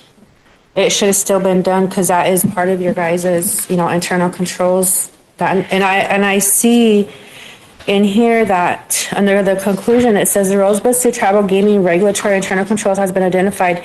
These findings and determines is in substantial incompliance with NIGC mix and ticks for the gaming machines department. And I'm pretty sure there's other findings that, NIGC found during their audit. And I don't know if those were ever corrected or not, but, Those for the gaming machine, sorry to interrupt, it's a matter of just finding the information, and they recently had a training on that. So that was just at the time that this, we have to, once we find it, we have to let them know and report it. But before this report, they did get training on finding the certain reports that are required for that. Okay. So they will probably tell us that later on. So I guess in 45 days or less, we'll have the explanation, so. Okay, so my point is that you've been out there in this position for a year. So you inherited some of this stuff, but Yeah. before that, you were employed as the, At first, I was internal auditor, and I did actually almost have a whole audit done, and I don't think it ever got here okay, because I was, bumped up, Yeah. kind of thrown in this position, and then finally, hired full-time, so, yeah. And then before that, there was no internal audit done, so it was, and then people don't actually stay in that position very long, so it's like it's like a kryptonite position, because it involves a lot of bookwork, and you almost have to be a CPA in order to even, figure out what's actually going on at the casino. And I'm not a CPA. I have some accounting and business, but, I'm nowhere near a CPA. okay. A lot of this stuff, Madam Chair, has been going on since possibly maybe 2018, Yeah. I found that there's some 5500 forms that related to 401ks, because I'm working on another report to, report all this. And that's one of the findings I found is that the HR person, in conjunction with the payroll person, should have had a certain amount of money taken and matched and reported to, whoever it goes to. That started in 2018, and, it kind of just, after a couple of years, I think it's 21, then there was just no communication with the IRS, and that's why the $400 and some thousand fine was even initiated. And then from there, people weren't properly closing books and paying payroll taxes, or, for the jackpots and stuff, for them, the taxes weren't properly calculated and paid as well. But that's a different report that I'm working on. And I'm gonna give that to my commission before I give it to you, so. right. Okay, but we're all aware that, all this stuff, has been going on for quite some time now. And, a lot of this stuff was taken forward, whether an investigation was conducted or not. Obviously, it wasn't until we got the GM in, and then it started to come here. And I'm just kind of, I guess, clueless as to why gaming over the years has dropped that ball and allowed it to get this far. So that's another issue that we could probably discuss on the 28th, on how we need to bring this all together, because our casino is, yes, in bad shape. Another thing, I do support the forensic audit. It does need to be done. Maybe we can have Wayne look for money to get that done. Do I need to make a motion for that? It's up to you guys, but it's gonna cost a lot of money, so I don't know.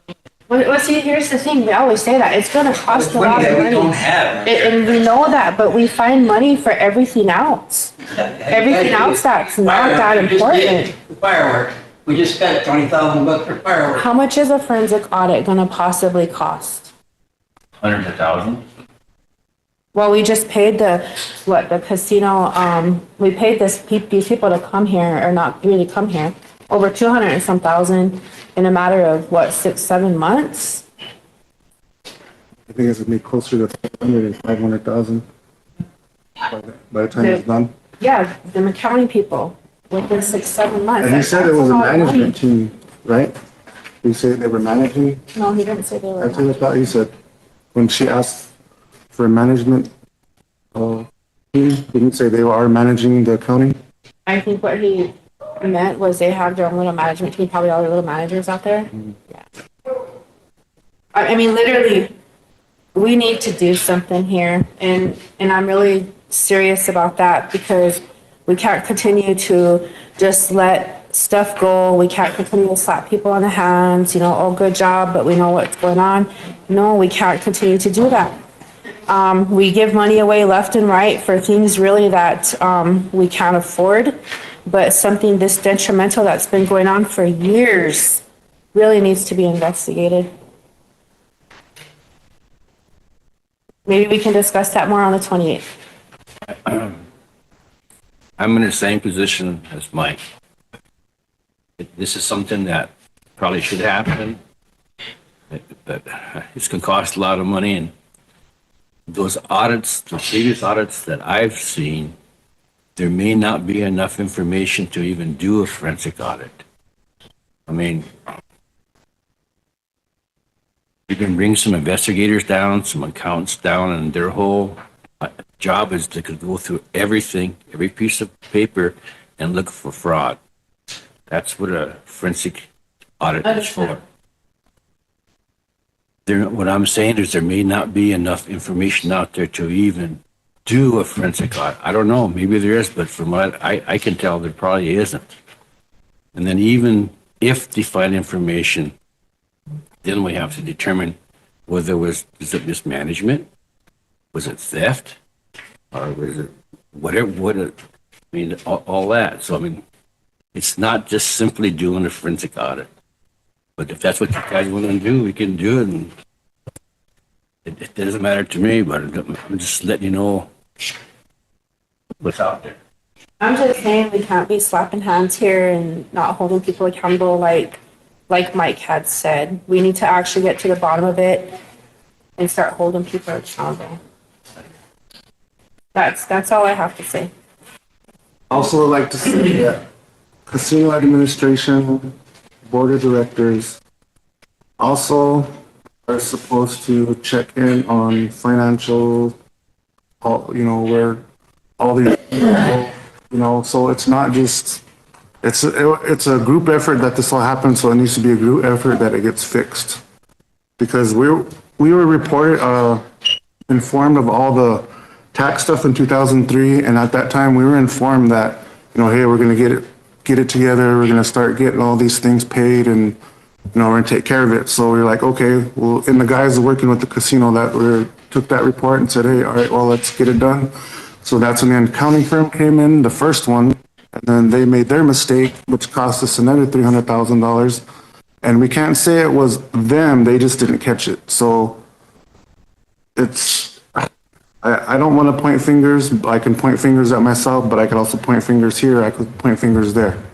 But I would like to help get this, in the past, done and in the past. So I'm doing my best here. I just want to make a comment on that, I think there was a group of council that met on this earlier, but it's hard for me to imagine how this happened in the first place. Hard. We have some very, very strict laws out there, some gaming laws. Gaming is supposed to be one of the most regulated businesses in the country, especially Indian gaming. So we have all these different layers of oversight.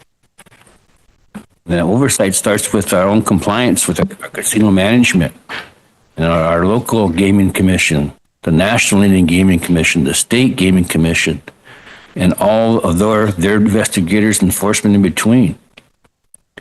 How did this happen, go on for 2.5 years? I don't understand that. It's hard for me. When we were out there managing things, if one of our reports was late, we had 30 days to correct it. If it wasn't corrected in 30 days, they shut us down. We lost our license.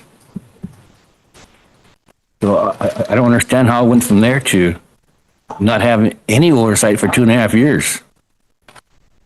Now, after 2.5 years later, to go back and try to reconstruct these things for a forensic audit, I know it's needed, but I just don't see how it's going to benefit because the records aren't there. It's taken an accounting firm that we originally had from Yankton. They worked 8 months on this thing, and then Mr. Fry's got a year good before we can finally come up with some 1 month financial statements, current ones. That's how bad it was out there. So, I mean, I just wanted to make those comments so that you understand how messed up things are. Before I give the floor to Emily and Mike, I quickly did some research while you've been all talking. And before an audit's done, we can look into having a risk assessment done. The risk assessment is done before an audit is done. It determines whether, like what Dwayne's talking about, whether or not an audit is, what is it called? Forensic audit is necessary. So if we can look into it and find out who we can bring in to do that risk assessment, then we can move forward with it, maybe toward the upcoming fiscal year, because we all know that the skinny budget came out and there's going to be more changes that are going to be affecting our tribe as a whole. And we really need to be tight with our funding right now because of that. We don't know what President Trump is going to pull out from under the tribes more going forward with his plans with his skinny budget. So for now, I think that if we are given the time to look into somebody that can come in and do a risk assessment, that'll help us with this issue right here. Mike, Emily, and then Mike. Did you skip me? Did you skip me? I did too. I'm sorry. Was she first? I can wait if you were first. I can wait. I don't know. I was after Cammy, but I just had a I'm quick sorry. question because on here it says no CFO is hired yet. Is that being advertised? The CFO position? Is it being advertised? Because I know when the casino general manager reported he didn't want to hire anybody until he got the finances under control. Probably something I should have brought up with him, but it looks like within the last 5 months, we paid over $280,000. And we need a CFO. So I don't know where we're at. It's actually higher than that. It's higher than that? That's what's in the financials is $280,000. So if we don't have a GM and nobody to fill that position, what is our plans on filling the position? Is that something that we can do as a body, but Come out there. even though we don't have a GM anymore? I mean, Well, he's not he done doesn't yet. pretend to He's fill it. given his 60 days, but he's still gonna be here. He'll just be leaving to do work here and there or something. I forgot how he explained that. Can we request like a list of the applicants and get moving on it at least because the finances are. That's what he said before he left. As he gets them in, he'll send them over so we'll know. He just gave it last week, so it just went out on advertisement. I hope it went out on advertisement. I'll follow up and see if it did or not. And as far as the CFO, I'll give him a call and ask him where we're at with that. Was that a consultant? Is that? The payments to that? Was that a consultant that he's paying? I think in my opinion, if we had hired a CFO a long time ago and paid them at least half of what they paid them already, we might have been on site. We might have more, progress on this, but that's just my opinion. Because if he, I can ask him these questions and have them ready at our next meeting with the casino and gaming, which is at the end of the month. And at that time, hopefully he'll have some applicants to bring to us, because he was supposed, when we met last week, they were supposed to get the advertisement out ASAP. Where is it being advertised at? What did he say? Indeed, and casino site. And the casino, on the casino, I'm not positive, but I heard that they have 4 applicants for the CFO, that they've had them for a while, but I haven't seen them. But I heard that they had 4 applicants. May I press an update on that? Now, Emily. Thank you. Is it okay if I sit? I just had a couple notes I wanted to read from. So just because we've been talking about this, I just wanted to understand, like, okay, so first of all, I understand the need why we would want to do a forensic audit, but I'm not understanding, I guess, what our goal is from doing that. And the reason why I'm asking that is because I'm wondering if we can establish what our goal is. Is it just accountability? Is it a timeline? Is it just something to blame so that we can try to address it and fix it? Is it all of those? The reason why I'm asking is because maybe we could find a different way to maybe get the same outcome if all we're looking for is what happened or a timeline or something like that. So that was kind of my first thing is are we all on the same page if that's what we wanted to do and move forward? Because if not, then I think that's a whole separate conversation that I think we need to have. And along that same lines, I think that the way everybody's been coming together, like at the one at the casino and even before, trying to get on the same page, I think that we need more of that. Because I think even if there are issues that arise and compliance comes up, all of these entities should all still be working together for our tribe and for the success of our tribe, not the failure, not the closure, not the whatever. So even if there are compliance issues, even if there is regulatory issues, we all should all be at the success of our tribe should still be the forefront of that. And how do we come together? And I don't know if that's happened. I don't know if that's currently happening. It seemed like there was a big break in all of that from happening.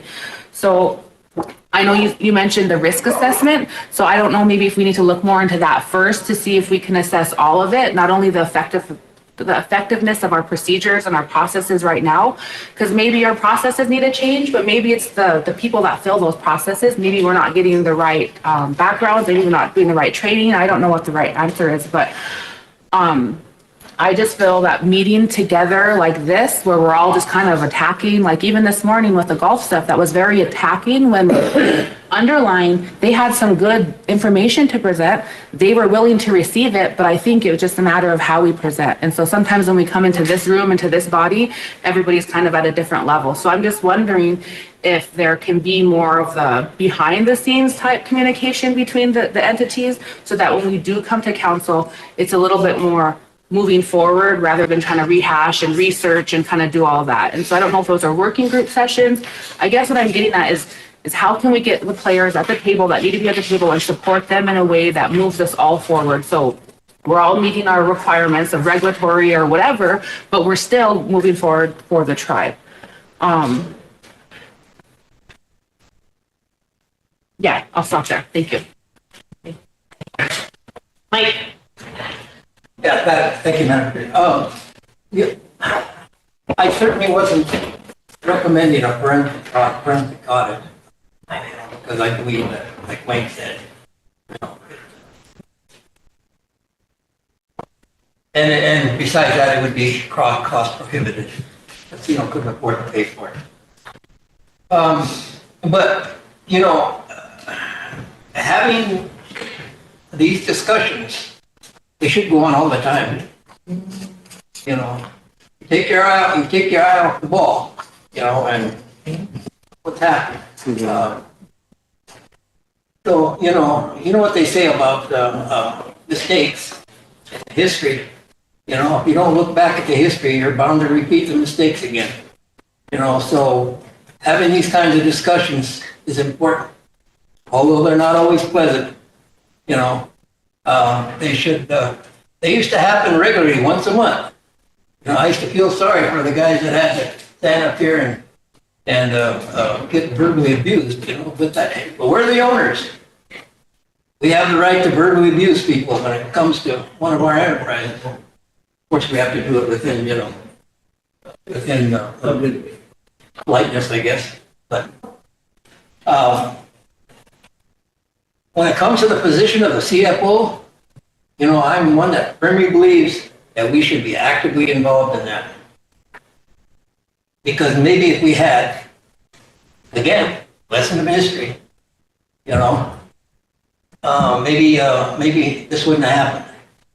Because maybe if there was a CFO out there that had a fiduciary obligation that they believed in and were faithful to it, they would have let us know a long time ago what was going on out there before it got to a point where it is now.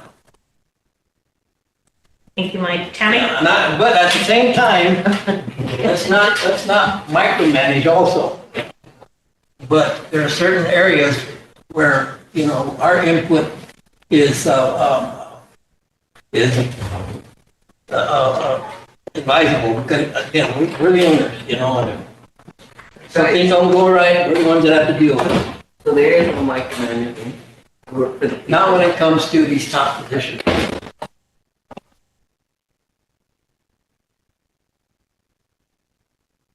Okay, maybe just a recommendation here. Hopefully they can get the CFO on before he leaves, and that CFO can work with the accounting firm that they hired and get all caught up on this so they're on the same page. However, normally in the past, I used to see that the casino would also bring down some of their accounting staff. I haven't seen the accounting staff since I've been here, and I don't think any of you guys have either. So the next meeting, when they show up, they need to bring their accounting staff. Maybe we can get a little bit more of an earful on everything that's going on besides just looking at the paper. We can actually ask questions here and understand, because I believe this accounting staff has been on since 2023, and they've been assisting in cleaning up the mess that was created. So that is just a recommendation. I don't know if it needs a motion or whatever, but something you could possibly carry on. That's up to you. Yeah, we'll just let them know. Okay. Any other questions? No? Is that it? Is that it for your report? Yes. Okay. Oh. Okay, and also in the past, I remember that gaming used to do shift schedules, 8 to 4, 4 to 12, 12 to 8. And during those years, there was hardly any findings and none of this stuff was allowed to occur.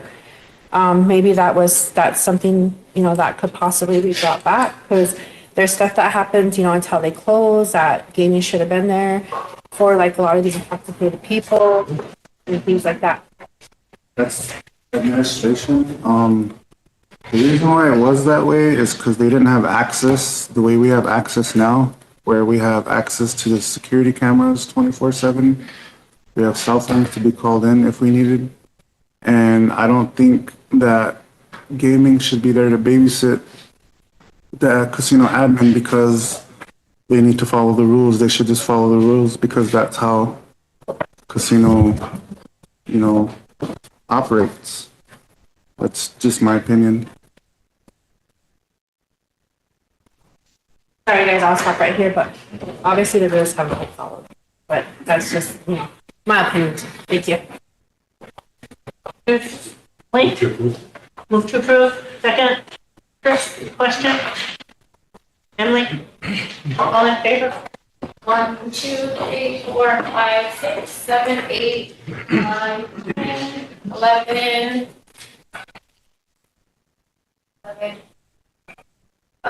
11 opposed? 0. Not voting? 2. Motion carried. Thank you.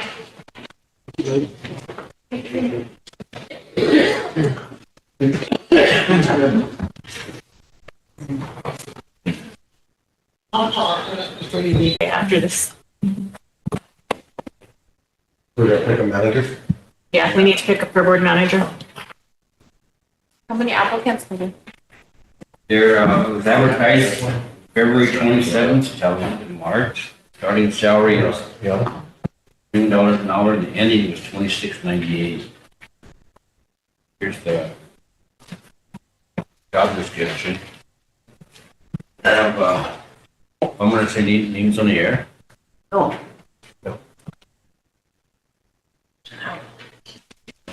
One, two, three, 5, 6, 7 now. Okay. So we're going on, Just go off there. just go up there. We don't need to go into exec, just go up there. Going up there. Just off there.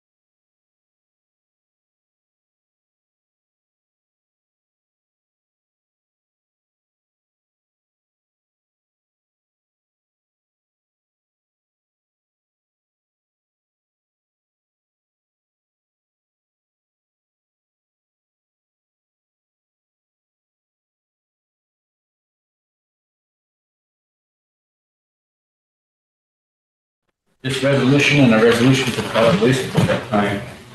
This resolution has to do with the damage that was done to the Head Start building at Legion Animal. Yeah, they're supposed to be here. And, They're here now, we can do it. this came to me this morning, but apparently if the council approves of this, then they can apply to the funding agency for funds to repair the roof.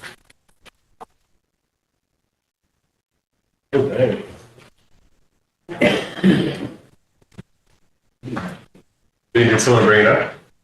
Yeah. Emergency resolution? Yeah, this all, Who's gonna bring it up? Wayne? Motion for the emergency legislation, move for the emergency. 97. 97? 9597? Second? Chris, question, Michelle, all in favor? 1, 2, 3, 4, 5, 6, 7, 8, 9, 10, 11, 12. Opposed? 0. Not voting? 1. Motion to approve, Wayne? Move to approve. Quest second, Chris? Go ahead. Fifth whereas, a quote was received from Environmental Energy Solutions on May 5th, 2025 in the amount of $22,146.36. And whereas the Foods Warehouse used to store all the dry goods from the food vendor, including 4 commercial refrigerator freezers for meat and cold products. Whereas the roof is leaking and requires immediate attention, the Office of Head Start recommends to submit a supplemental application as soon as possible. Whereas the Head Start Policy Council approved Environmental Energy Solutions to repair the roof damage in the food storage warehouse on May 8th in the amount of $22,146.36. Therefore, be it resolved that the Road Sioux Tribal Council approves Environmental Energy Solutions in the amount of $22,146.36 to repair the roof damage on Changu Oyate Head Start food storage warehouse. Any discussion? Emily? I just had a question. Did it like bid out or everything, or does it need to be sole source? I'm not positive, but it sounded like they solicited bids. It wasn't. I'm assuming it's an emergency, but I just thought like if it was a sole source, we need to include that in emergency since we're not following procurement. Okay. I just wanted to make sure that it's included in there so that they're following procurement. Yeah, just in case, yeah, good. I'm good. So maybe under the fifth whereas? And then we could go forward. Yeah, they need this resolution for the funding source. Fully required. Need a question? Mike Bolts, all in favor? 1, 2, 3, 4, 5, 6, 7, 8, 9, 10, 11, 12. Opposed? 0. Not voting? What? Thank you, council. Have another one? Yeah, I got one more. She's passing out, but Emily has a question. Emily? Thank you. I just had somebody message and asked if we'd be getting a report of the storm that happened. It seems like there's still some families that are unhoused right now, so they were just asking for a status update on some of the damaged homes. I'll have to have Bob come. He was gonna give it at our next council meeting, but I'd have to have Bob come over to give the report. That was something I wanted to ask about today. It's my understanding that 10 houses did come in already from this project, and we really need to decide what to do with them. My suggestion would be for the 3 that lost their homes, and then start on the houses that have been lost to fires within the last so many years.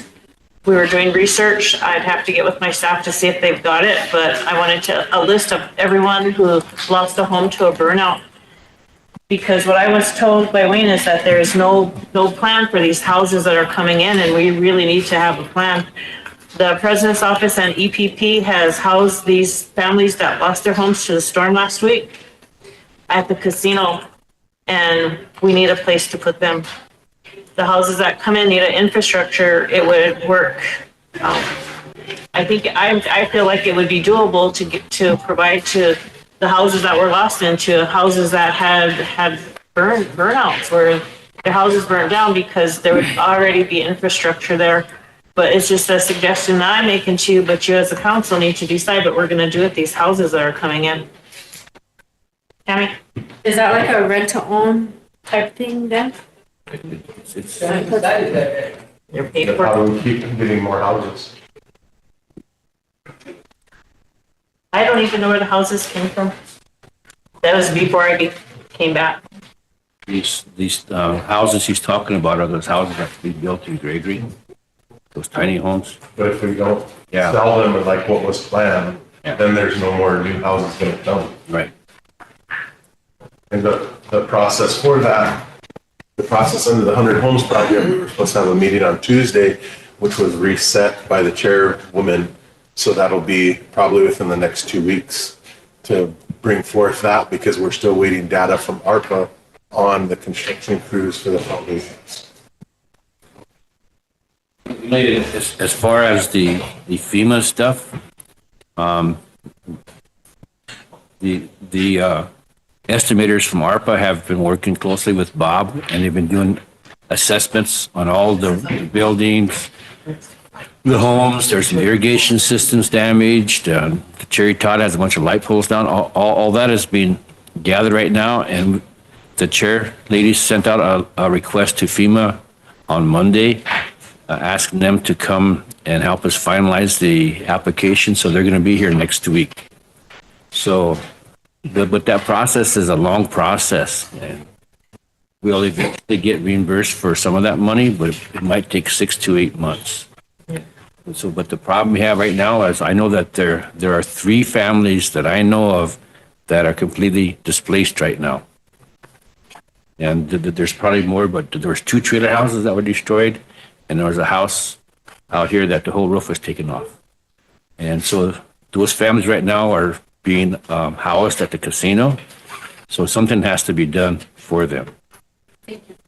Emmy? What about the COVID trailers that these communities have that they're not doing anything with? It would be up to the communities because it's now, they are now property of the community. Like the one in Rain Thunder was a COVID trailer, and once they were turned over to the community, there was no longer insurance on them, so it's not covered. But no, there are some things we can do, but they need to be talked about. I know that to access cash right now, we have some of that, the home repair money from ARPA for cash for a couple of these homes. But if we did that, it would be with the idea that when the FEMA money came in, they would replace that so that the people that are on our list would not get left out. But all this has to be discussed, you know. How many units are open from SWA? I don't know. Last time I checked with Gary for an emergency situation, there was like, I think he said 5. One of the family members, I did tell them to come. I did have them send an application here to my office and told them to come in. We'll help them fill out the application and see if they're eligible to get in. But it seems to me like they should be able to put them into emergency housing. But of course, that opens that opens the doorway. And it's always their decision who's going in the houses from their board based on whether or not they're eligible or not.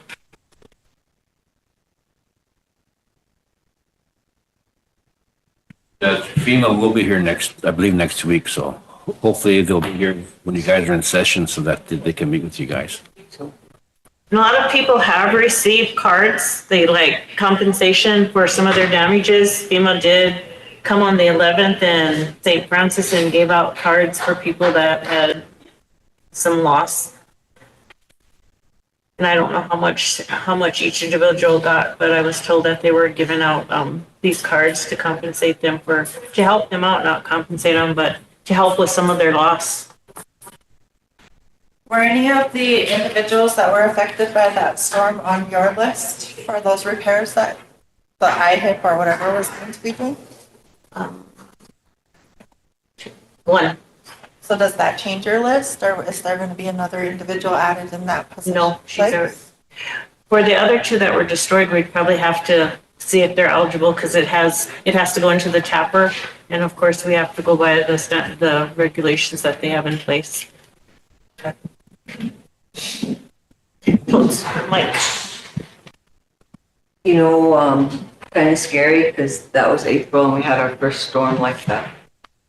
So we need to make sure that all the communities are prepared for any more, what's up ahead also. And especially to have a plan for our 20 plexes, how are we going to transport them if a tornado is coming in? You know, because we had the Todd County High School and the different places to go to, but we need to make sure that the homeless and our elders are taken care of, that they're in those plans so we can have them transported to and from. And then does Bob have a plan right now as far as if we do have to set up another emergency center, put costs or different things in? Do we have all the right equipment for all of that? You know, if there's ever another storm. And then St. Francis community really came together. You know, they worked hard getting those trees cut down and everything also. And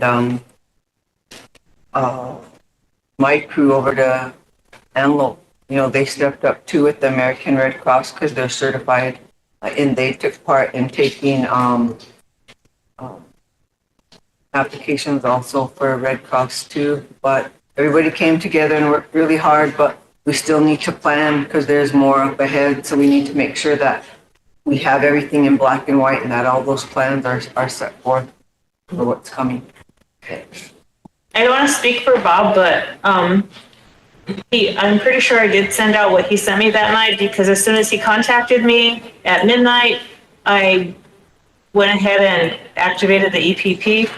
And at that point, he gave me all the names of everyone to call. I wanted him to give this report, but I'll just give you a brief from me. Bob called me at midnight that night. I asked him if he had a plan for a tornado. He sent it to me.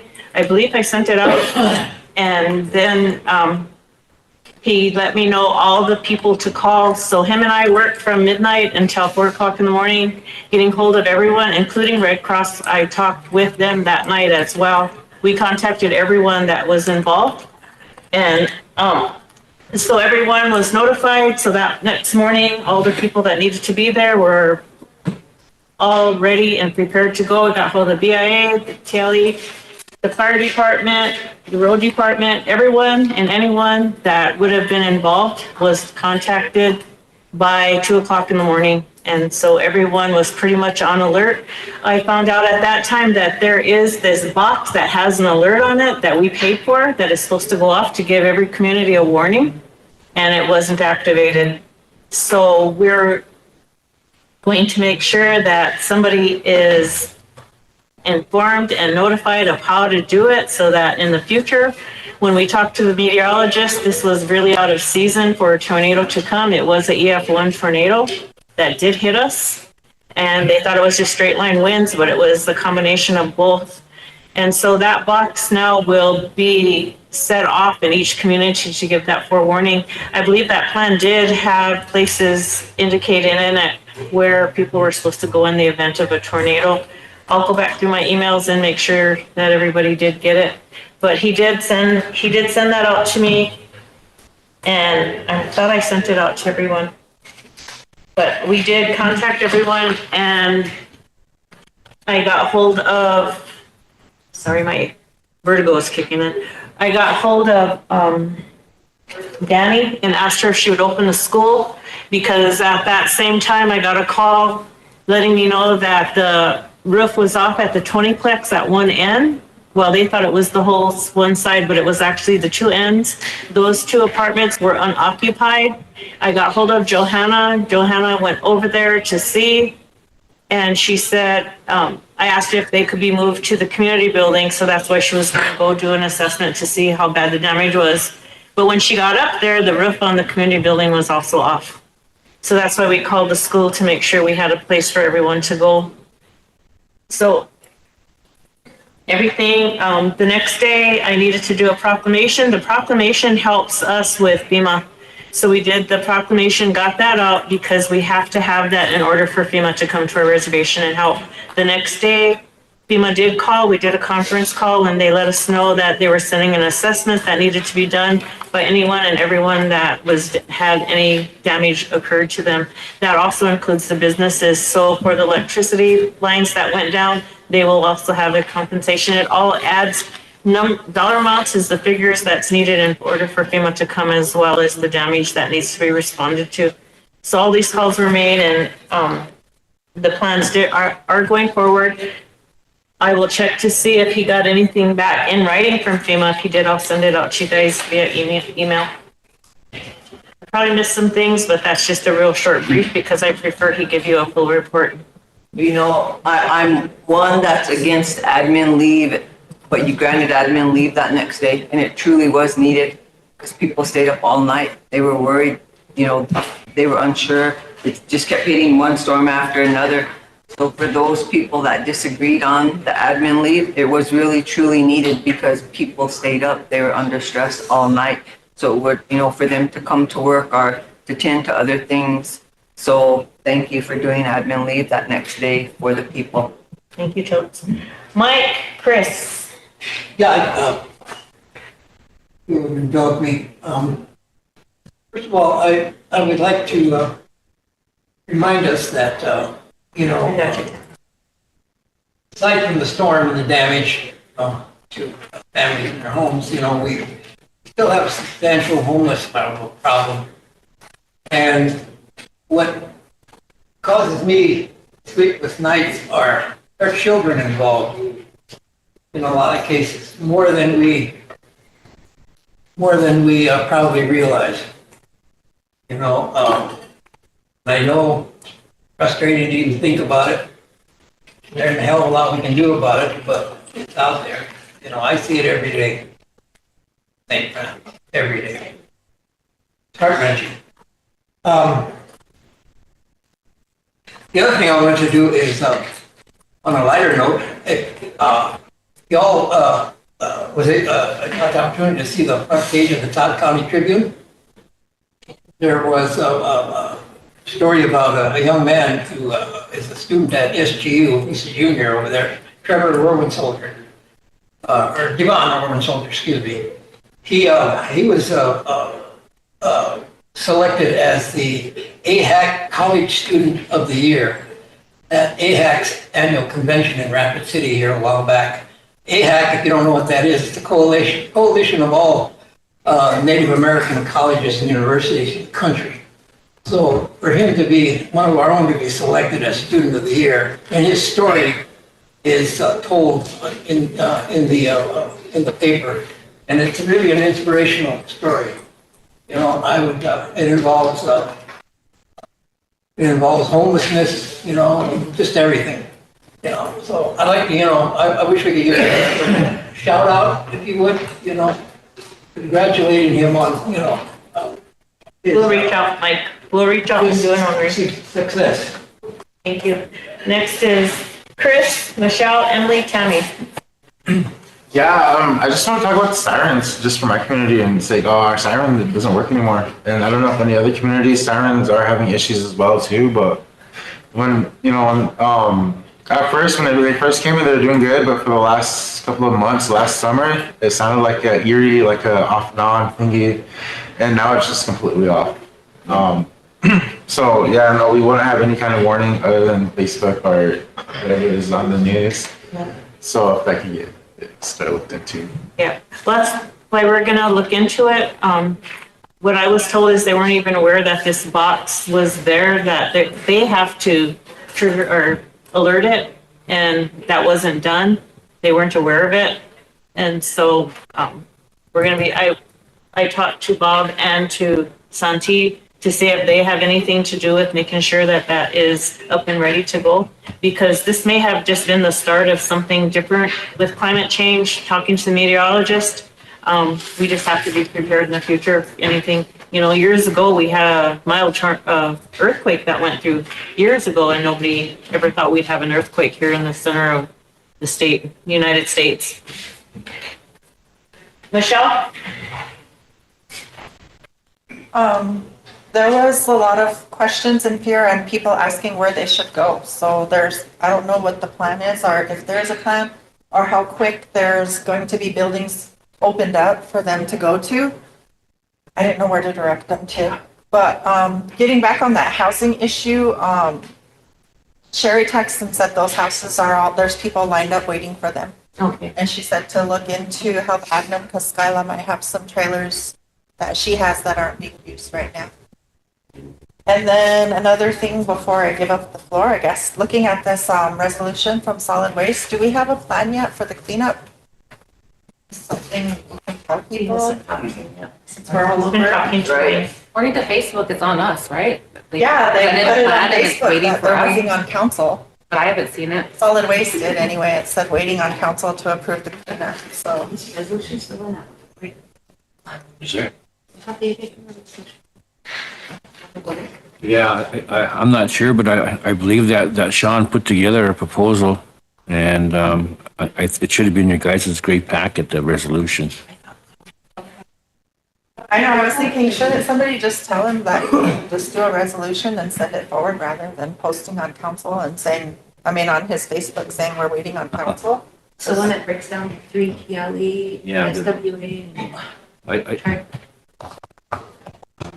Kim just said that he did submit a resolution. It's in your guys' packet. It just hasn't been addressed yet. Can we get it and figure it out? Yeah, because I need to let the people know those dates on there too. Well, we'll give her a second turn back and get it, and we'll just pass it today because we shouldn't be getting the blame for something. Mike, oh wait, Mike, you have to wait your turn. Emily's next, and then Tammy, and then Mike. Thank you. I'll be quick because Michelle already mentioned mine, but thank you for sending out that plan in a timely manner. I appreciated that. But as soon as we read it, it's very incomplete. It would be nice to have the attachment documents for all of the communities so that the communities, especially somebody new, knows what the plan is. We're finding that because the communities kind of change hands every year sometimes, there's not a lot of continuity in those plans or nobody even knows or, hey, oh, I know. And so like for some instances, some of the communities might use a local school, but if that person with the key is not there at the time of the tornado, it really breaks down. And so I think it would be really good to have those supplemental documents attached to that tornado plan so it doesn't just say, see your community plan. And I would like to know what communities have a plan and which ones don't so that we can support those. I also want to mention the need for shelter in addition to a school building or something like that. We have our people live really spread apart from each other. And so it would be better to identify maybe some of these smaller scale, either underground or even some of those like you see at Harmon's trailer ports or something, just something like that for some of our clustered housing. But I also wanted to make sure that that was part of a plan because you're going to need to maintenance them. You need to secure them if they need to be stocked with food or water. But I also just want to point out that because we're in such a horrible housing crisis right now, any type of shelter is going to be used. And so just as an example, you know, they often find homeless people or houseless relatives in some of these tornado shelters. And so I just want to say that that's another reason why we need to have it included in the plan so we can make sure they're secure and properly ready for a storm or emergency. But also, I just want to highlight the need for the plan about the housing stuff. And so to my knowledge or whatever, we still need to have some kind of plan locked in place about the process because the only process that I'm aware of to get these houses is the mortgaging process. And at the last meeting, we were told 3 people are signed up and 3 out of however many houses isn't very much. And the need out there is so overwhelming that this is going to be a process and people are going to have hurt feelings if we do not have a process that's fair.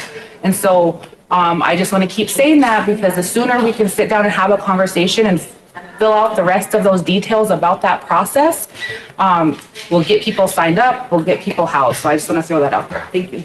Okay, thank you. I agree with you. We need to have that within the plan so we'll know. And when a storm like that hits us, you know, we have to move fast because that one came really fast. Tammy, Mike, and Wayne.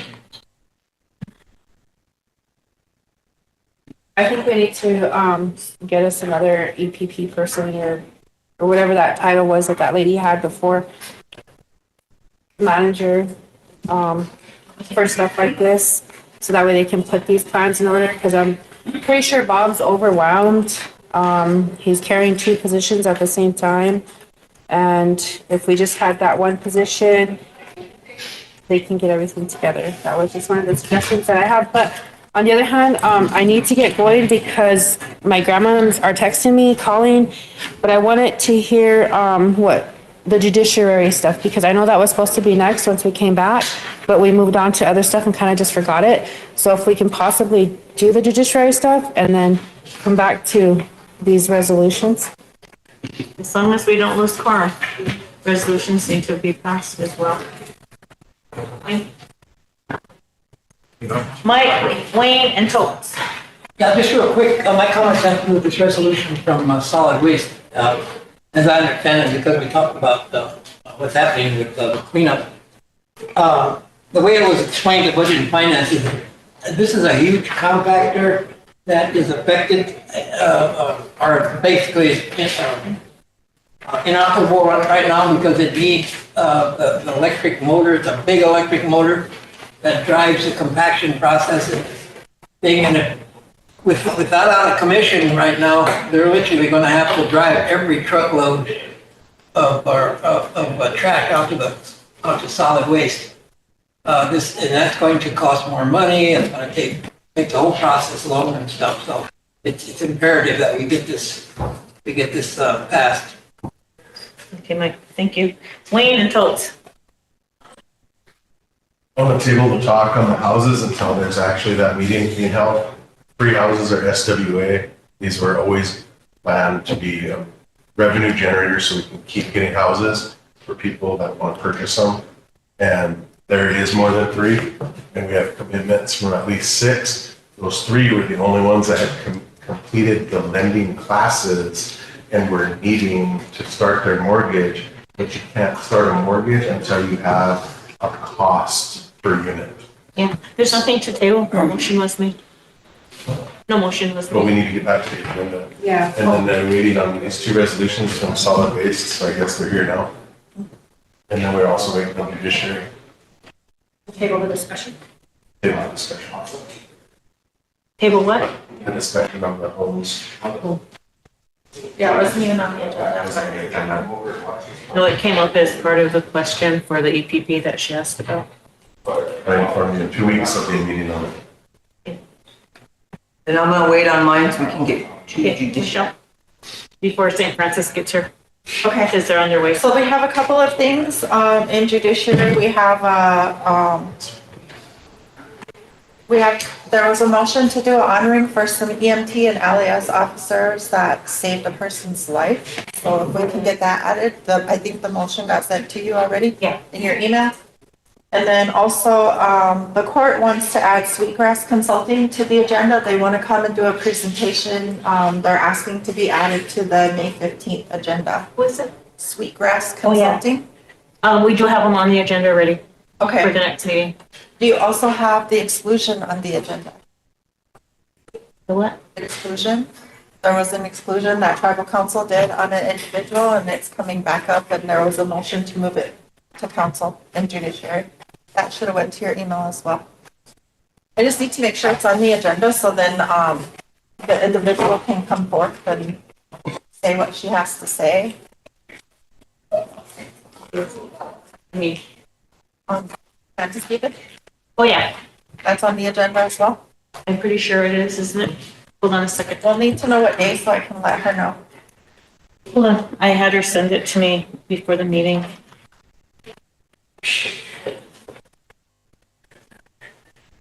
I'm pretty sure they're both on there now, Michelle.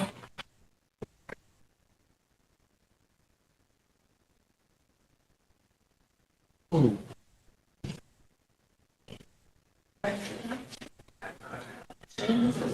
gotta wait on. Well, We gotta get the solid waste resolution passed. Sweetgrass on our next one is on the 14th. On the 14th is broadband honoring for a retiree, National Criminal Justice Training Center presentation, Sweetgrass Consulting. that's what he needs to start. We have, May 15th for Sweetgrass. That's Thursday. Because that was the only day they could make it in with. Yeah. Thursday? Yeah. Okay. Because they're coming from Denver or somewhere. All right. 15. And then also, the that public hearing that you guys did for the curfew ordinance, that came up in Judiciary as well, because there was some testimony given by the JDC that they could possibly lose funding if that ordinance is changed. So we took a look at the contract that they have, and there's nothing in there says that they could lose funding, but for some reason, the JDC has made the assumption that if that ordinance is passed, they're going to lose funding for their facilities. So I'm wanting to see if we can have our attorneys take a look at it and give us a memorandum on it, if possible. Who has the documents? We got them an email, the contract. Okay. Yeah, so if I can do a motion to have Blake or somebody take a look at it and give us an opinion on how that change is going to affect their contract. Well, if you authorize me to contact Blake on it, I'll just call him. I'll just have Eric call him. Okay. Set it up. Okay. So we can have that looked into as well. Okay. Any motion? I can just, do I have to have a motion for it? No, I can just contact him. And there was numerous motions made as far as regarding the Assistant Attorney General, and I know that some things have been dealt with, and I don't even know. It's a personnel issue. I am dealing with it, but I'll let you know about it because I can't bring up the stuff on the floor. Yeah, but as chair, I have to bring it up because they told me to. Yeah. So it's a personnel issue, and personnel issues don't come to the floor, so I will discuss it with you and you can let the committee know. Okay. That's all, I think, St. Francis. Oh, okay. Okay. Resolution. Yeah, I was just Yeah, gonna. let's finish the resolutions because St. Francis is on their way. I just got a message. Oh, yeah. Can we ask for a schedule too? So there's no schedule attached, just the dollar amount. We'll just add it as a amendment. We need the big pack first. But, act me on a resolution 2025-83. Second, Peltz. Question? Mike votes. But it's not, it's an emergency legislation? No. Oh, no. Okay, question. Go ahead. So I'll put the fourth whereas the Rosebud Sioux Tribal Council, having met on today, did approve the 2025 spring community cleanup in the amount of $392,806.68. And whereas the Rosebud Sioux Tribal Council is approving a three-way split between TLE, SWA, and the Rosebud Sioux Tribe in the amount of $130,935.56, each totaling $392,806.68 for the 2025 spring community cleanup. Now, therefore, it be resolved that the Rosebud Sioux Tribal Council approves the 2024 fall community 25. Yeah, as amended. 25 cleanup, community cleanup, and authorizes the treasurer to sign any and all documents pertaining to the issue or to the action. And that should be spring also, that last one. Okay, now I need a question. Tammy, all in favor? Before your question, I have a comment to make? I spoke with SWA on this issue, and SWA only has $100,000 appropriated for this. They can't do any more than 100,000. So if the council doesn't mind, maybe we could amend the resolution for SWA to do 100,000, and then the other 30,935 be split between TLE and the tribe. Otherwise, if you pass the resolution the way it is now, the spending authority for the tribe isn't going to be enough to cover it because SWA is only going to have 100,000. So split the 30,000 between TLE and the tribe. Yep. Yeah. But it says that in that whereas, that it's a three-way split between TLE and Rosebud Sioux Tribe and the amount of whatever, and each totaling that amount. So however you guys, I'm assuming, decide to split it, it should be covered by that one sentence. Yeah, but the way it's written now, it authorizes the tribe and everybody to put in 130,000. SWA can only put in 100,000. Okay, I see what you're saying. So as amended? yeah. So that the funding authorization for the tribe covers everything, will split to 30,000 935 between TLE and the tribe. Yeah. Fairly, I'll list them all. Okay, yeah, that's it, as amended. Okay, all in favor?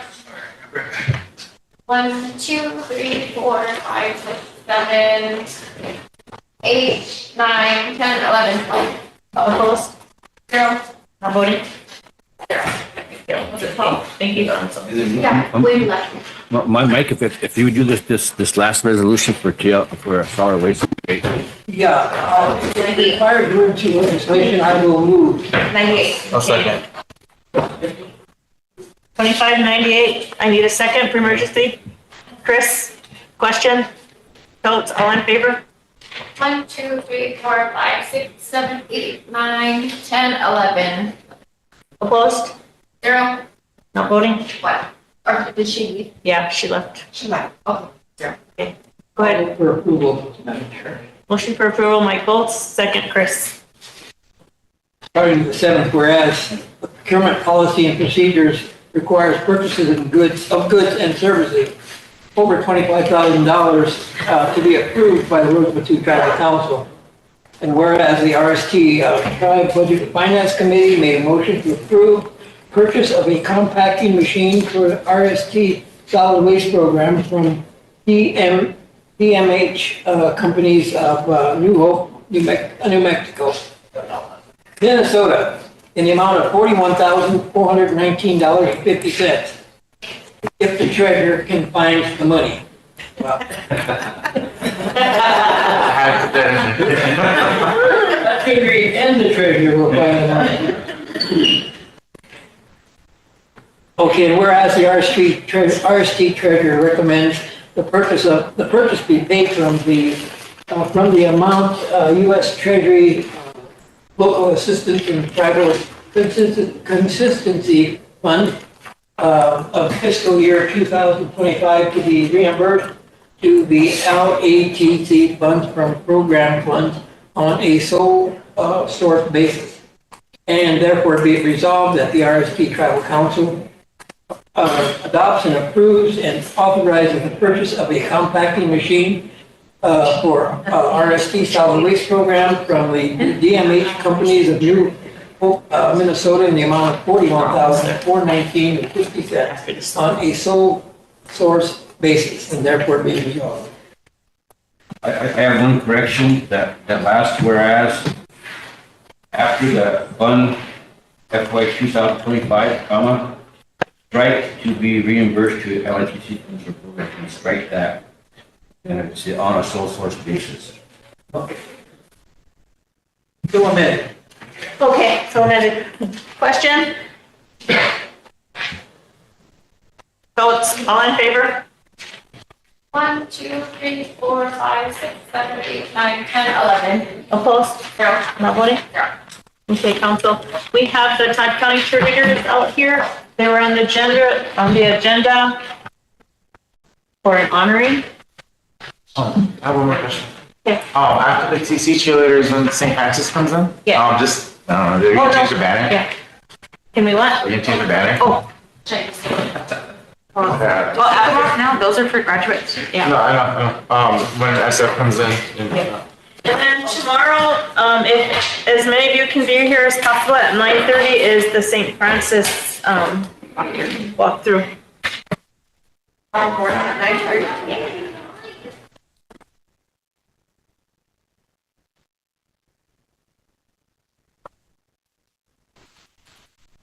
First, you're tall, you want to grab that one? Is that what you were,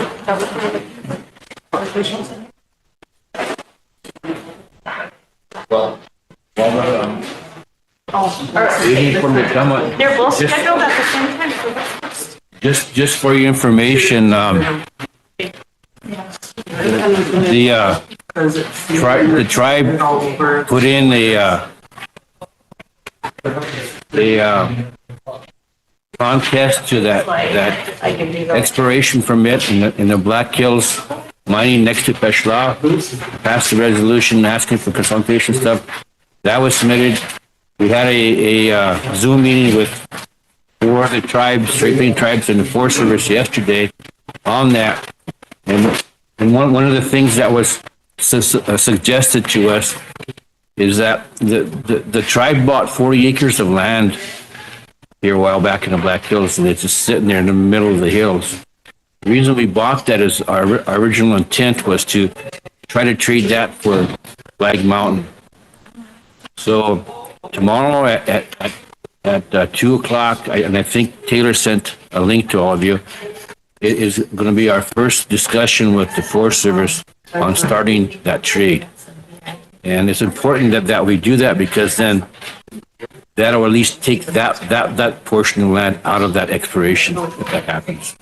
But anyway, it's tomorrow at 2 o'clock. You should have all received a Zoom, so let me know.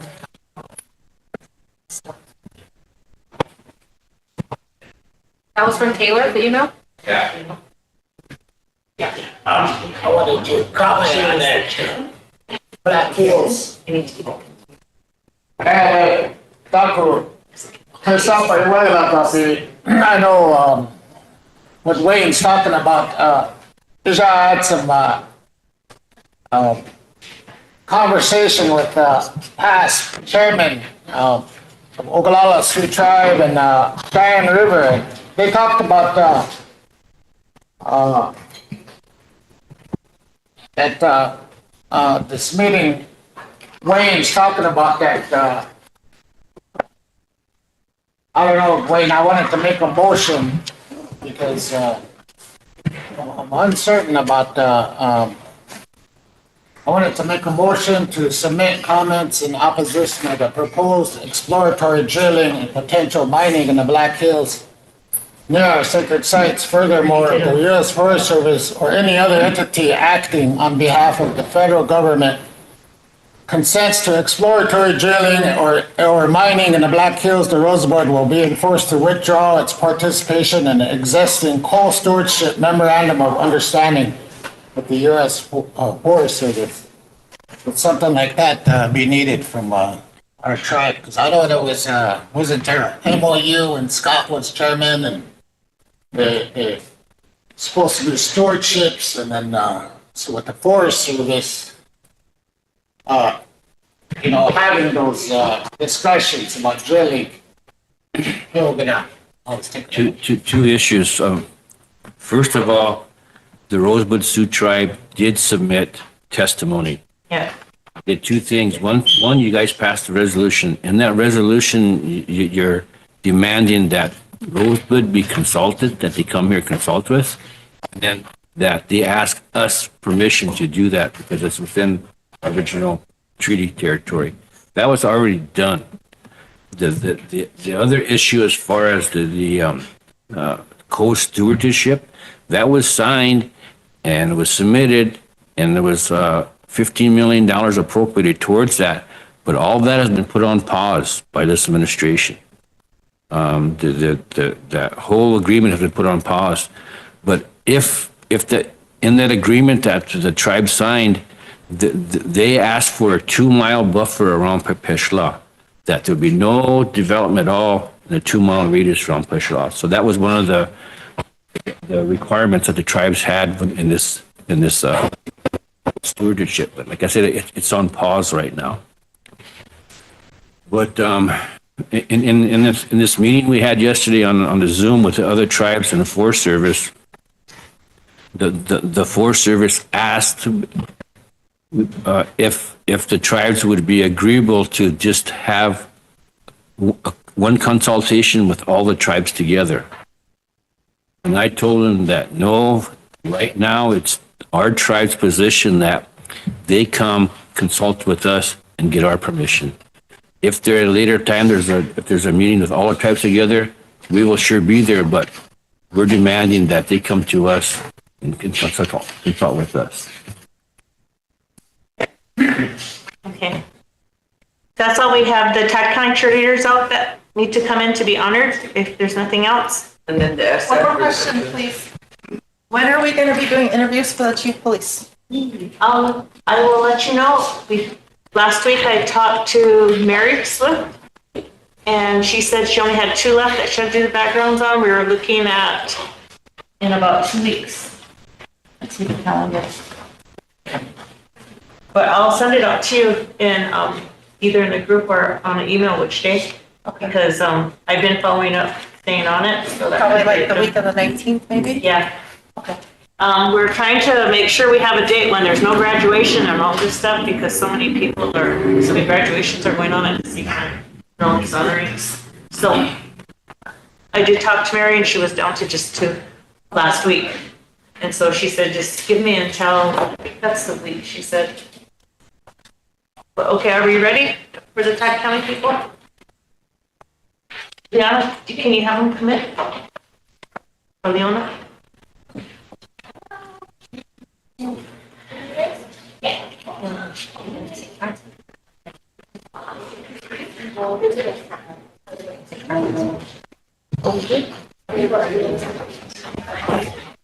Are they here too, though?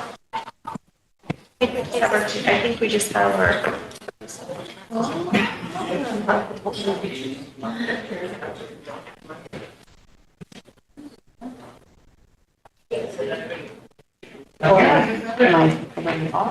Okay. So who came with you guys? Okay. Yeah.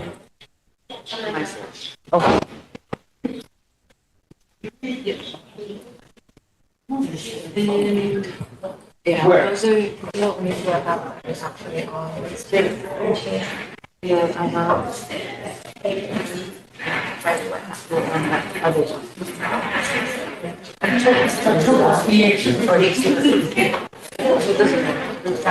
Because we bought 2. This is the new one. Are you going to sell this? Yeah, okay. All right. Come on in. You guys can line up there. Okay, we have the Todd County cheerleaders here, and I'm going to allow the coach, Tiana Arrow, to explain to you what awards they did receive. Go ahead, Tiana.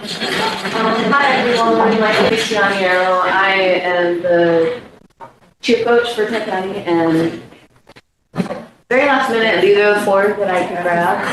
So I have with me Peyton Young, Battle Riders, Riley Whitehat, and Amelia Long. And Mary Ellen and I brought 2 teams. One was cheered for boys varsity and one was cheered for girls varsity. Peyton and Riley were a part of the girls varsity team, and Meadow and Amelia were a part of the boys varsity team, and boys varsity is the team that won the Golden Point. Woo!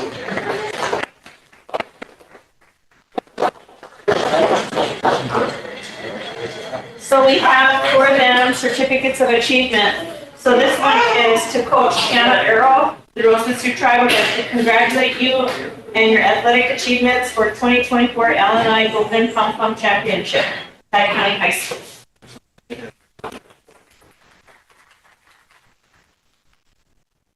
Is Brooke here? No. Vanessa? Okay. I'll name off who's not here, just so you know. Coach Brooke Espinoza and Janessa Boyd. Stand again. Meadow Ranger. Oh, Rangers? Rangers. Okay, here you go. Melissa Plank. Amelia Long.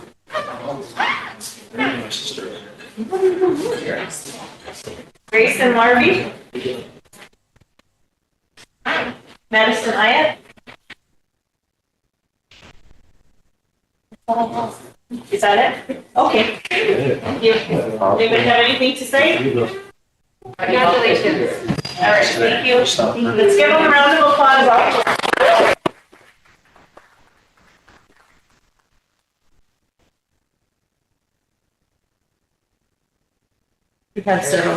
Next we have here is the St. Francis Indian School chess team, the St. Francis basketball team, and we have special awards for certificates for Ethan Spotted Tail and Lysine Makes Room for Them. So I'll start with Ethan and Lysine. Are they here? Yeah, we're here.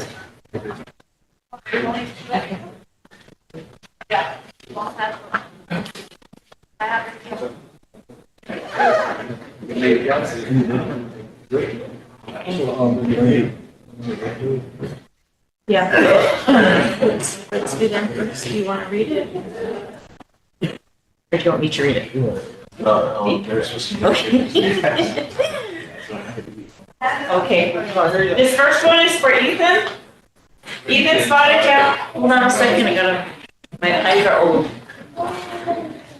Ethan Spotted Tail is being recognized today for his historic achievement. He is the first academic all-state football player in our school's history.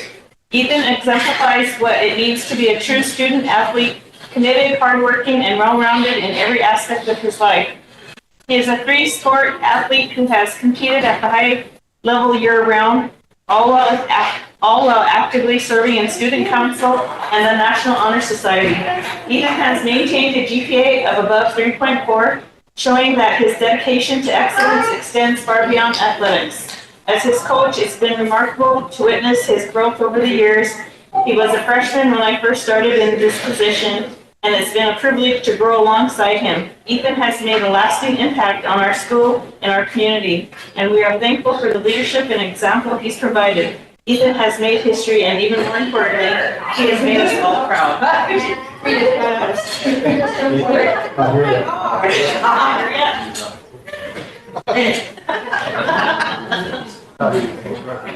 he gonna walk in? Is he behind you, Clay? Ethan is right coming from the parking lot. Right here somewhere. Okay. In the meantime, we'll do Lizzie, and she is here. Here he comes right here. Here he comes. Here he comes. Leslie? Leslie, I'm sorry. Just tore your name for you. Come on. You had to turn that last essay in. Do at once. So. We just read this good thing for you. Now you're here. Here's your certificate of achievement. Thank you. And we're very proud of you. Thank you. What do you want to? Have anything you wanted to say? You came in late, might as well.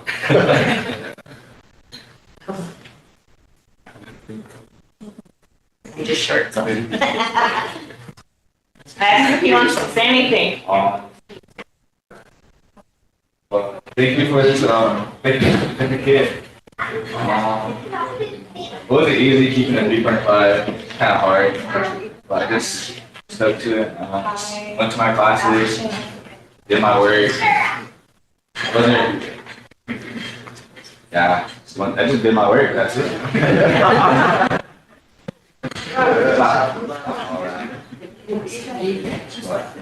I wanted to at least try and still do something, so I stayed in class.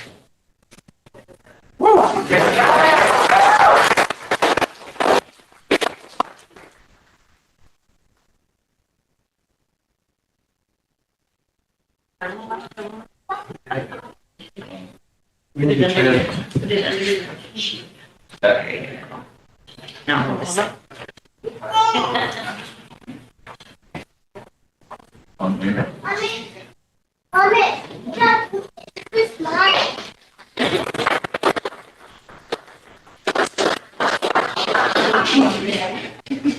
The next one is Lesine makes room for them. Should I say bring this? Okay. This is from the co-council. She received the student athlete recognition. We are honored to recognize Lesine makes room for them, a senior who has made a lasting impact on our school and students, school and community. This basketball season, Lesine reached the incredible milestone by scoring over 1,000 career points, a testament to her hard work, dedication, and talent on the court. Her leadership and commitment made her a tremendous asset to our girls' basketball program and a true role model for younger students. Lesine exemplifies what it means to be a student athlete. She has maintained a GPA of above 3.4 throughout her high school career and was recently inducted into the National Honor Society, reflecting her dedication to academic excellence.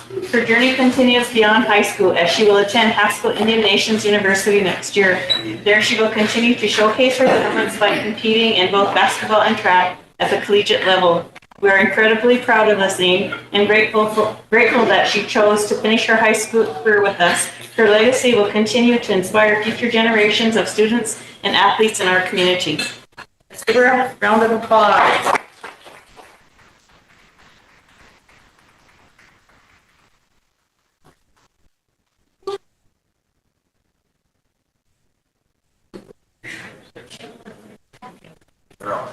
And they're all here? Bring them all.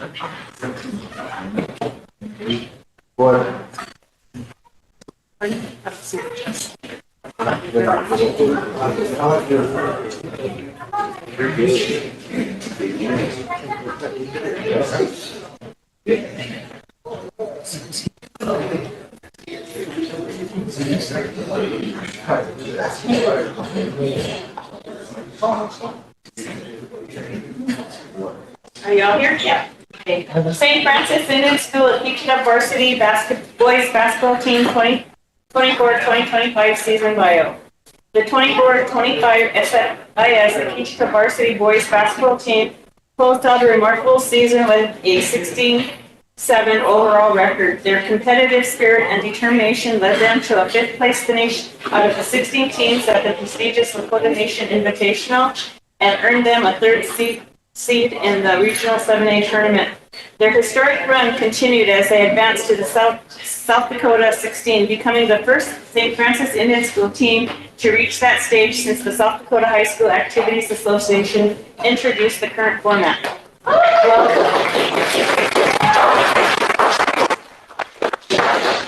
While the Peaches have proved their talent and toughness on the court, their most powerful achievement was how they united our school and our community. This team brought people together, students, families, and alumni, creating pride that stretched far beyond the scoreboard. The senior core of this team has shown exceptional commitment and growth over the past several years. Their coach joined them as an assistant during their sophomore year, then stepped into the head coach role their junior season, and just completed his second year leading the program. Under his guidance and through their own dedication, this group matured into leaders on and off the court. As athletic director, it's been a privilege to witness their journey, a testament of trusting the process, staying the course, and growing stronger together each season. We're also especially grateful for the students who returned home this year to be a part of our program. Their presence was not only a boost to the team, but also a gift to our school and community. Today, we honor the SFIS Akichita not only for their accomplishments, but for the way they carried themselves, with heart, unity, and the warrior spirit that defines what it means to be a Akichita.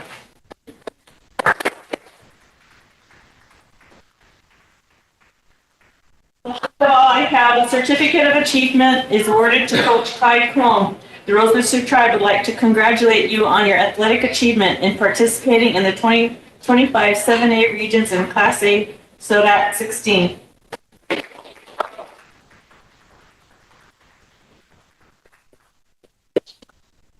Next is Coach Josh Ironshaw.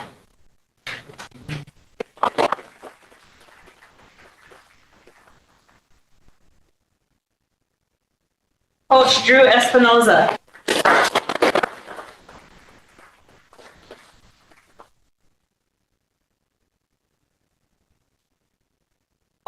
Maybe two of them. Okay. The certificate of achievement is awarded to Michael Rogers. The Rosebud Sioux Tribe would like to congratulate you on your athletic achievement in participating in the 2025 7A region in Class A SODAC 16. All of our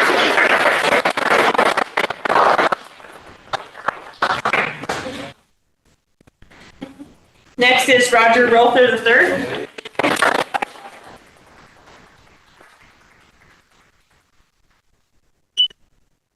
Hi, Delandra Fast Horse.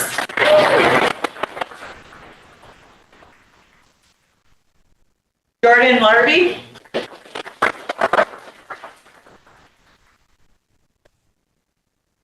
Ashton Spider Warbonnet.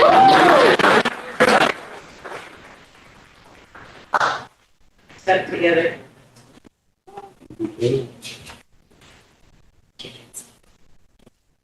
Jesse Rodriguez.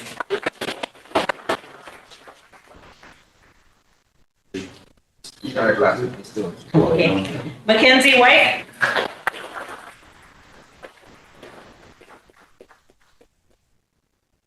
Josh DeLong.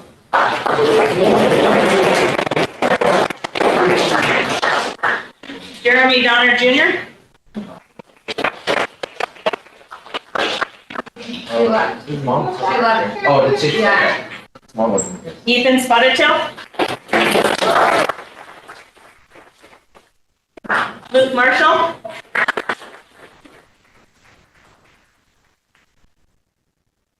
Kenan McCloskey. John Gunhammer. Got everyone? Did you all get one? Did we miss anyone? All right. I just want to congratulate all of you. You did a fantastic job. I got to come to the school and give you a pep talk. And even though you didn't make that last part, the biggest part is you participated as a team. And with that teamwork, you had that leadership for each one of your goals for your future. I'm very proud of all of you. And I would do a cheer again, but I didn't know what happened last night. Congratulations to all of you. Anyone want to say anything? You guys are a class act. It's kind of hard for me because you're all in my heart and I love all of you. And what I mean by class act is you're really respectful. And you're where you're at because of what you carry in your heart and your mind. And you have coaches that believe in you. That's really important. And your attitudes did a lot for you. So for those of you that are graduating, go far in life. You deserve it. And you wouldn't be where you're at today, but look at this room. It's filled with family. And for our listeners, the reason why they're successful is because they have family supporting them. That's what's important for our youth. Family needs to support each other. Support your kids. Be involved in their lives so they're successful. Be there for them. It's not the coaches and it's not the teachers. It's nobody's role but the parents to be your first and most important teacher. So be there for your kids. Support them in a good way. And for you guys, you are going to go far because you're really humble. You're not a show. You're humble. And that's where you're at. So thank you to the coaches. Thank you guys for being a team. And thank you to the parents for supporting them. Have a good future, you guys.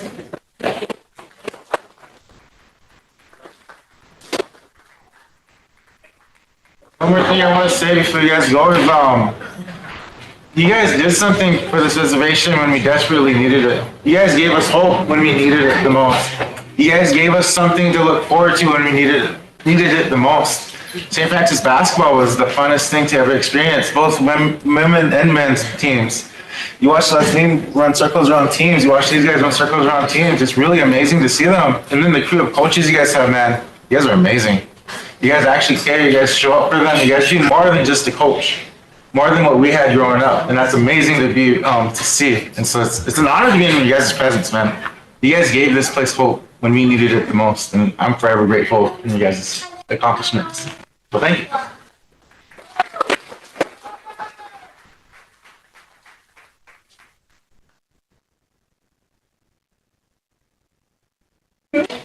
Coaches have anything to say?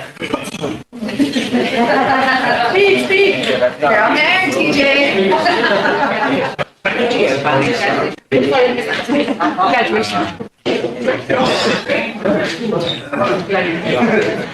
Oh, yes.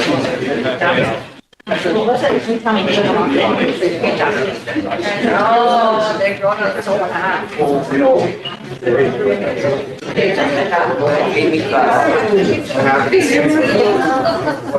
done for the day anyways.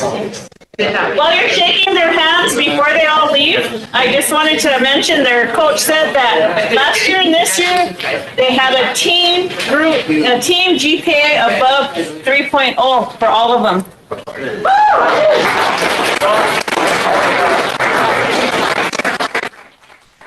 They're giving hugs. That's okay. You guys keep it down there. Yeah, I had all your snacks out. Yeah. You said I want this. Oh, shit, let's see. I'm saying we're possible. The next We're one, done the anyway. next one that we have is the St. Francis Indian School Chess Team.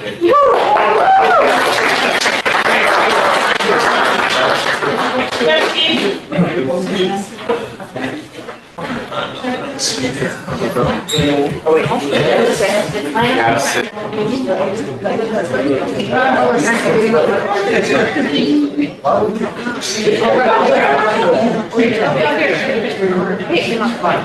I'm happy I don't have many plates of food.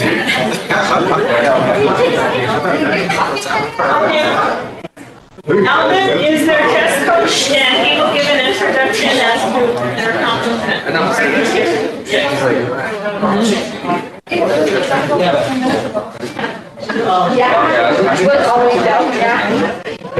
Good afternoon, everyone. I'm Alvin Esteron, and I work at St. Francis.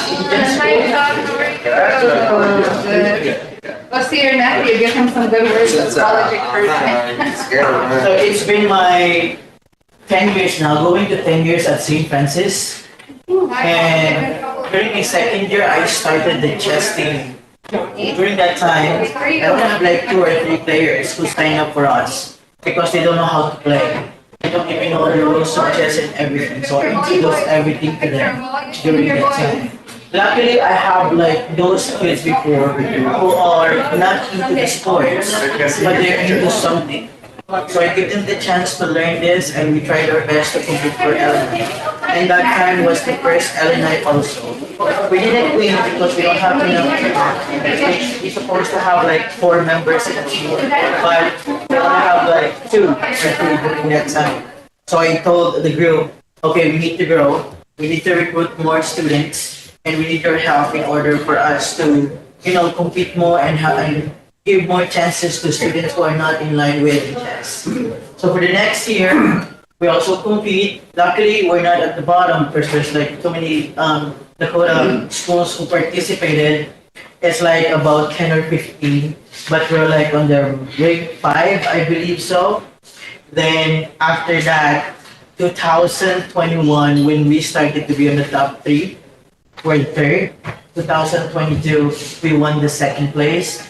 2023, we won the championship. And 2024 last year, we also won the championship. Then, I get to realize that these students are really capable of competing with other schools as well and state. So 2021, when we started to compete for state, and with all our surprise, we won the state champion during that time. So as of now, we're holding like 4 titles of state champ up to now. So most of them are actually gifted and talented students. One of our students won the state LNI Algebra 1 quiz, and he also won the 6th place of state math competition. That's Tokahes Parentel. Most of them are above 3.0 averages. So because of chess, I think it helps them to develop their skills. Thinking skills is what we develop in chess. So I think it helps them. And all of them, I believe, are good in mathematics as well. So I'm proud to represent our chess team for the community. Thank you.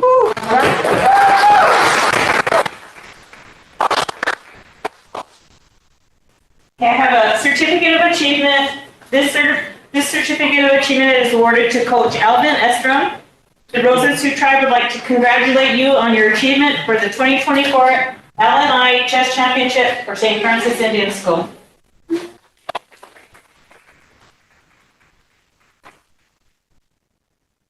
The next one, for all of these chess players, it's all going to say the same thing, which is this certificate of achievement is awarded from the Rosebud Sioux Tribe. They would like to congratulate you and your achievement for 2024 LNI Chess Championship for St. Francis Indian School.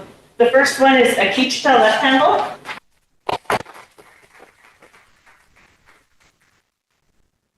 Andrew Lunderman.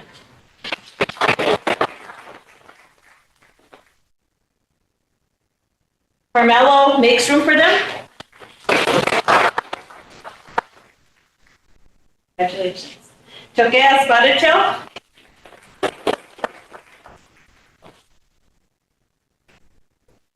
Cahokiza Broken Road. Gabriel Gatchalago.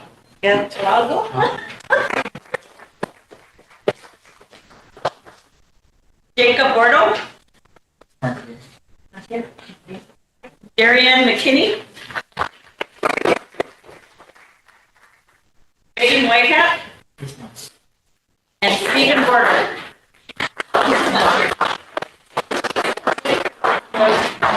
Your accomplishment is great. One of these days, I'm gonna come and play chess with you. Oh, thank you so much. Thank you so much. Does anyone want to say anything? Yeah, chess is really fun. First off, congratulations on all your accomplishments. Don't let anyone fool you, your peers fool you when they say chess isn't that fun. It's really fun. And same thing. When I grew up, I didn't know it. I seen people play it all the time. I wanted to learn it, and my old high school coach, Alden Marshall, taught me. Because he taught me a philosophy, and I believed it. It was, if you want to be a good basketball player, you got to be a great chess player. And I believed him, and so I became a great chess player because of that. And then I never beat him though, so if he's listening, we got to rematch. But then I went to Clark County, and we started a chess team. That was the first one, 2015. And then because of the success that we brought to the chess team, Ellen and I got started with the chess team. And so it's really cool to see that St. Francis grew into what it's growing into now. Chess is a really beautiful game if you understand the concept of it, because it really helps you strategize what you're not only going to do in the game, but what you can do in life. 1 step ahead, 2 steps ahead, 3 steps ahead, what you can and cannot do. This is a beautiful game. So I'm proud of each and every one of you for finding that love in it and whatever it is, and having that, having the mind to understand the concept of it. That's really amazing, especially at a young age. So congratulations. Thank you.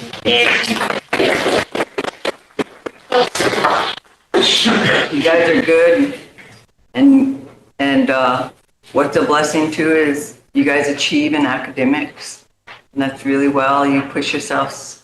So very proud of you guys. You do a lot. And thank you to the coach, the teacher. That says a lot. But you guys are amazing because you really excel in your academics and everything you do. So very proud of you. Thank you.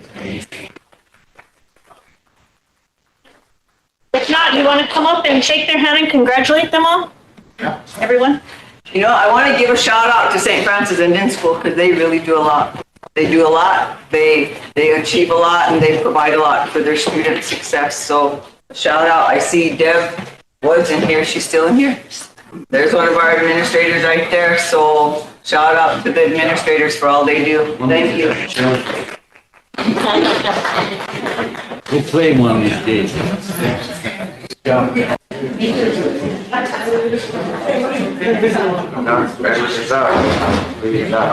We'll have to start a team.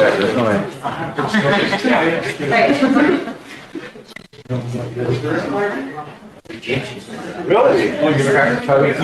I was on 750 when I got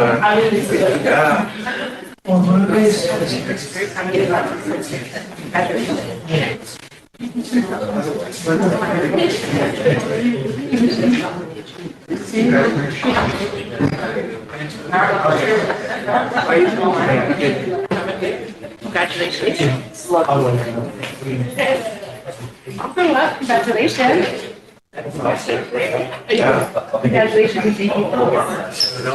Okay. We'll get you slow. It's going good, dude. It's going good. I'm on. Your format, huh?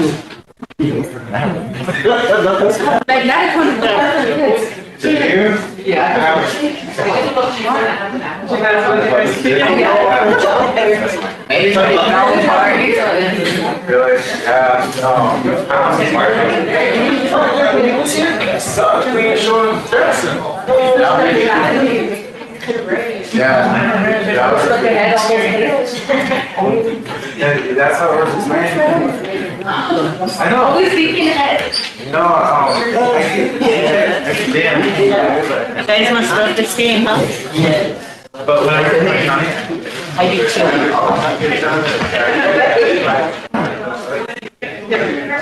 Okay, thank you guys very much for coming. Congratulations. Keep it up. Keep it up. Keep it up. Yeah. See you guys. See you guys later. Okay, high five. See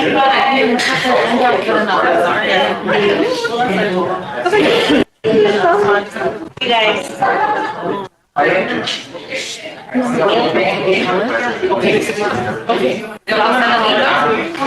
We're done, actually.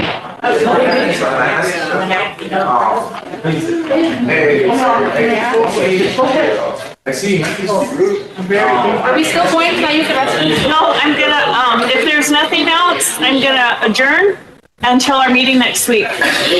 So, yeah, we're done, right? Okay, all right, motion to adjourn. That was a joke, but. All right.